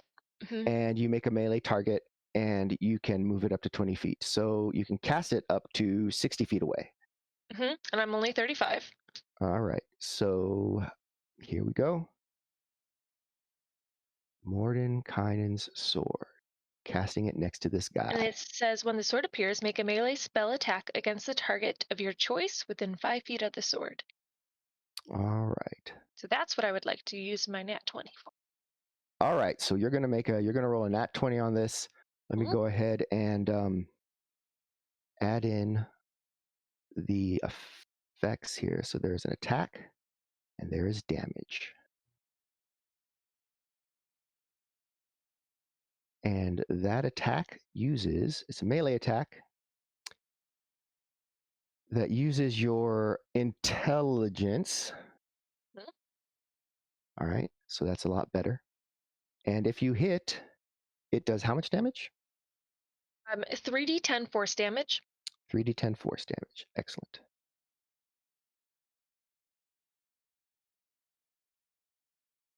So am I supposed to attack one if I'm just using my d20? Or nope, you're not going to hit the attack. What you're going to do is you're going to click on the plus and minus symbol in the upper right-hand corner of your screen, of your window.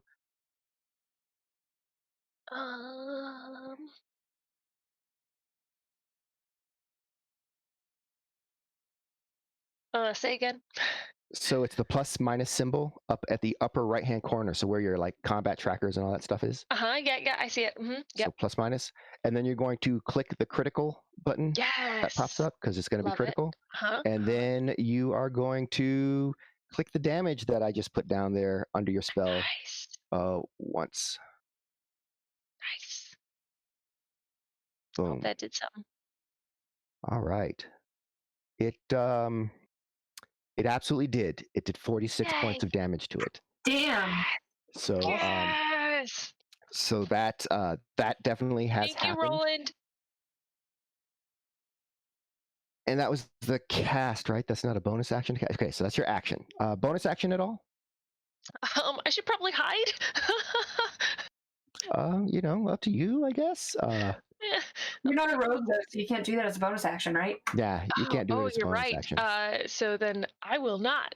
But I can take movement backwards, right? Yeah, you could hide, like stand behind something to give yourself partial cover or something, but it's not like the hide action. Right. So I'll just move back, and I think I'm on. I don't know how high up this platform is, Danny. Right. They're about. So if you look at it, you can see the width of the thing. So it's about 3 squares. So that's about how tall it is too. And then they're on another one. So it's actually about 30 feet up. So you'd have to keep that in mind. I could climb down a little bit, but then I'm trying to use my athletic skills, which we know are not great. So I guess if there's any kind of foothold, I can just crouch down a little bit on the platform using acrobatics. But that's about it. Yep. So go ahead and make a roll to do that if that's what you're trying to do. There's also a tree up there that you could jump into maybe or something. No. Need to, I will.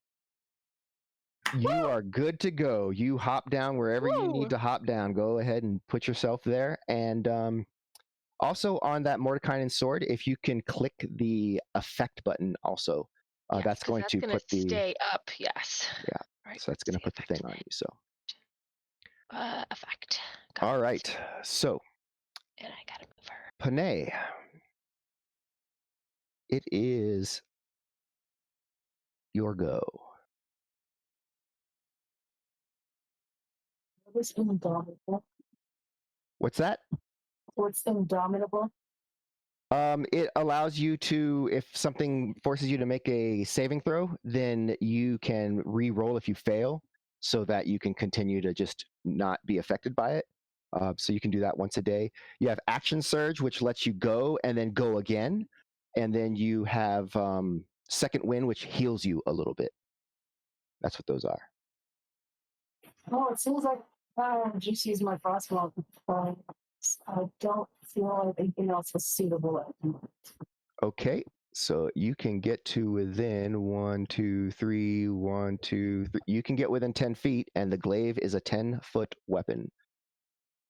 So bonus action, you turn on your shield, and then your actual attack is a hit. So go ahead and give us the damage on that.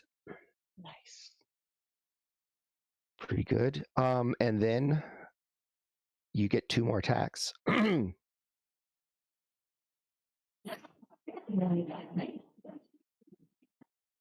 don't have any fighter points, so maybe I'll use action surge. Well, so you got 2 attacks first, and then you can use Action Surge and get another 3 attacks. Wow, that's pretty cool. Yeah, it's pretty wild. So when I do another frostwall, Yep. Yeah, that's your main weapon. So you're just kind of reaching out to touch someone. So that's a hit. Nice. For 10. Hold on. Is it? Yeah, it's going to the right place.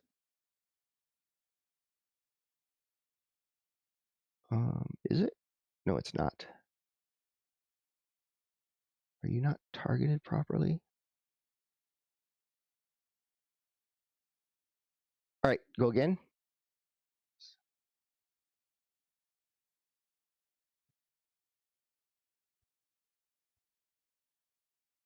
did it hit? Did it hit? Still a hit. Okay. There we go. Now it's working right. Some glitches, I guess. Yep. So if you're going to use your Action Surge now, you can, and then you can hit it 3 more times. Nice. So I hit the shield from my action surge. No, that's not. I hit the magnifying glass. The what? I'm doing action surge, so I'm just clicking on it. Yeah, you don't have to click on anything. We just know that you Oh, have it. okay. You get 3 extra Okay. attacks, so you can hit with the Frostmoth 3 more times. Hit it. So that's a hit again. All right. Nice. Oh, you finally did miss. You finally did miss. Damn, another one was a nat 20. Yeah, so I'll give it back 17. Yeah. That was a lot And of then- damage you just did, though. And then you've got 1 more attack. And that's a hit. Nice. All right, so you're wailing on it. That's unfortunate for him. And that's the end of that turn. So now, of your turn. So now it is the Duke's turn. Oh boy. Uh-oh. What does the Duke even get to do? Nothing good if history holds. Right. What did he call us? Sacrifices? Yes. Great. Lunch. Right.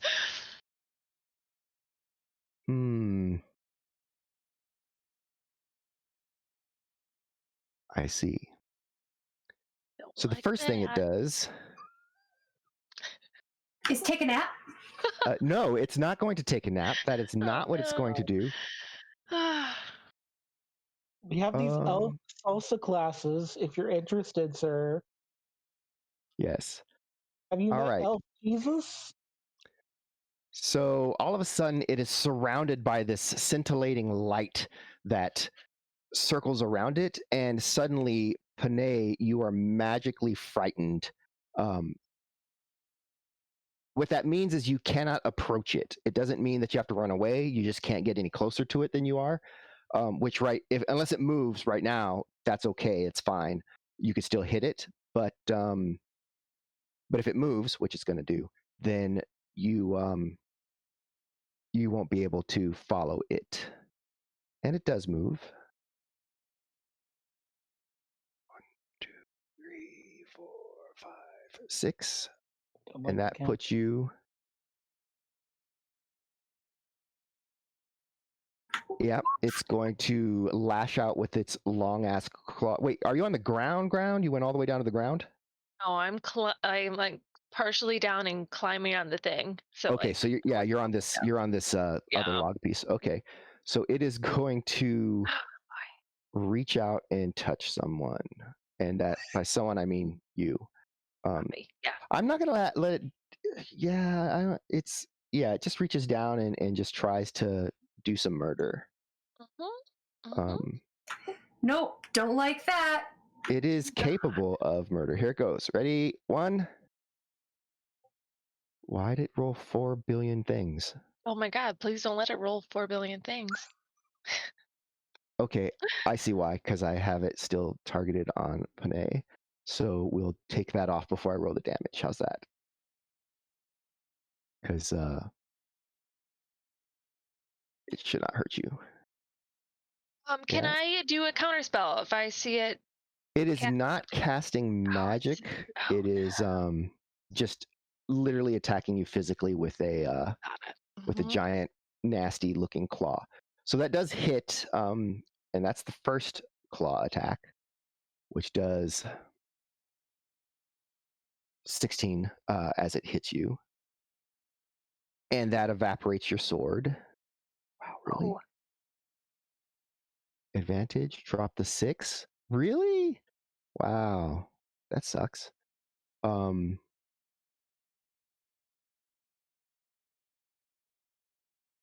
then it hits you again. Cool. So the old claw 1-2. And that is its turn. We are now back to the top, which is Kree. Okay. All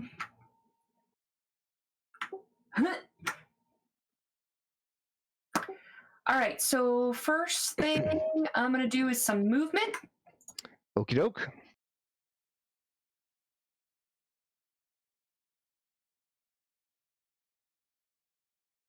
I think I can make it about there. Okay. And then I'm going to do a bunch of shooting. Oh, the first one that I'm going to do is as I shoot it, I'm going to do my. I know that it's resistant to lightning, but my lightning damage on that arrow is still more than my normal arrow attack. And I'm going to nat 20 it. Okay. Oh my! Wow, that's so many dice. Wow. That was sexy. That was quite a lot of dice. Wow. I'm a fan. It is resistant though. It is. Oh yeah. Now hit the saving throw. Okay.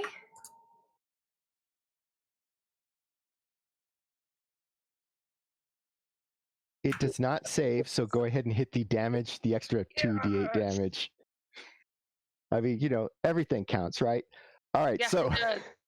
there you go. It it took some damage there. Okay. Also, it's my attack. I get to go. My attack action means I get to hit it twice, so I get to hit it again. Yep, you get to shoot another arrow at it.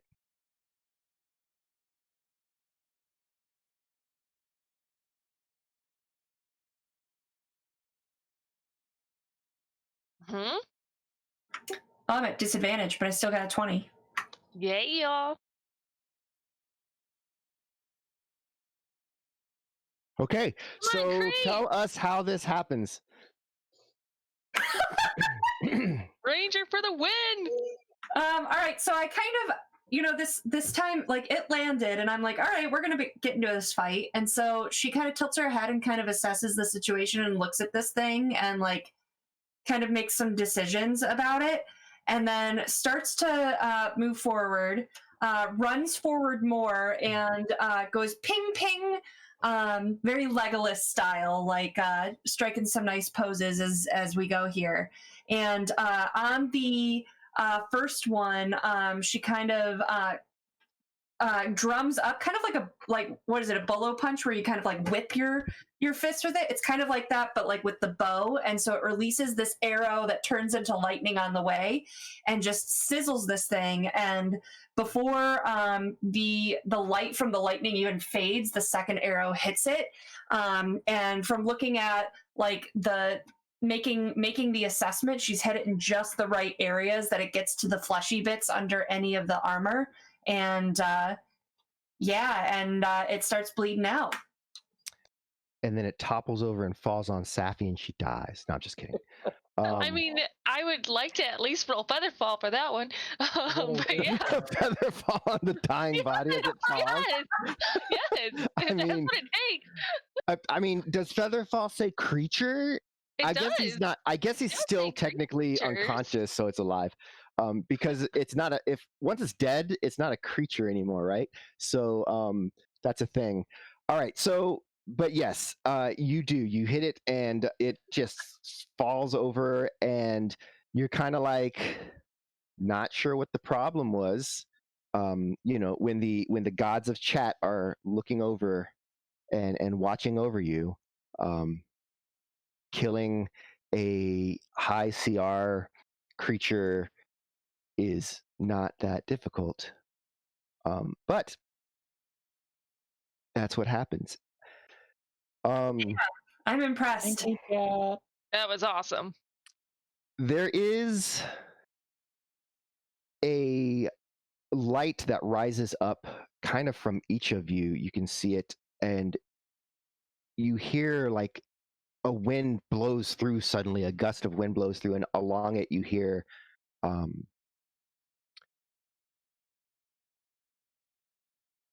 deal is kept. And then as everything sort of fades, you find yourself atop the hill with the well. And a sense that the forest around you, especially for Kree, has settled and calmed. And perhaps maybe now, even though there's still dangers, your people will be able to find purchase and be able to settle without worrying about the very trees attacking and destroying them. Wow. That All means right, everybody. It grows up in a world, right, where the vines don't try to kill you. That's great. Well, the vines did not try to kill the other creatures are still there. It's still a dangerous place, very dangerous place. But at least the ground itself is not like trying to murder you every time you go somewhere. So that's definitely a thing. So hey, everybody, that was fun. And I'm glad we actually got to the end. The last time we did like a little historical side trek, we actually had to kind of rush the end a little bit, which is a little bit anticlimactic when that happens. So I'm glad that this went well and that we got to the end. So yeah, that's a little bit of the history of the world. The elves did take an exodus into the Shadowfey as elves, and over the course of 3,500 years, nearly, went from being elves as you think of them, like maybe Tolkien-esque elves, into these sort of tribal, hardened warriors, a warrior race, if you will. And this is kind of a little bit of an insight into why that happened, what changed when they went back so that they had to kind of fight for their survival, and what are some of the things they did to sort of mitigate that. So thank you everybody for coming in and watching. Thank you for the players. Thank you to David of D and David for these maps that we were using. The artwork that I posted up is my own composition, so that was fun to make.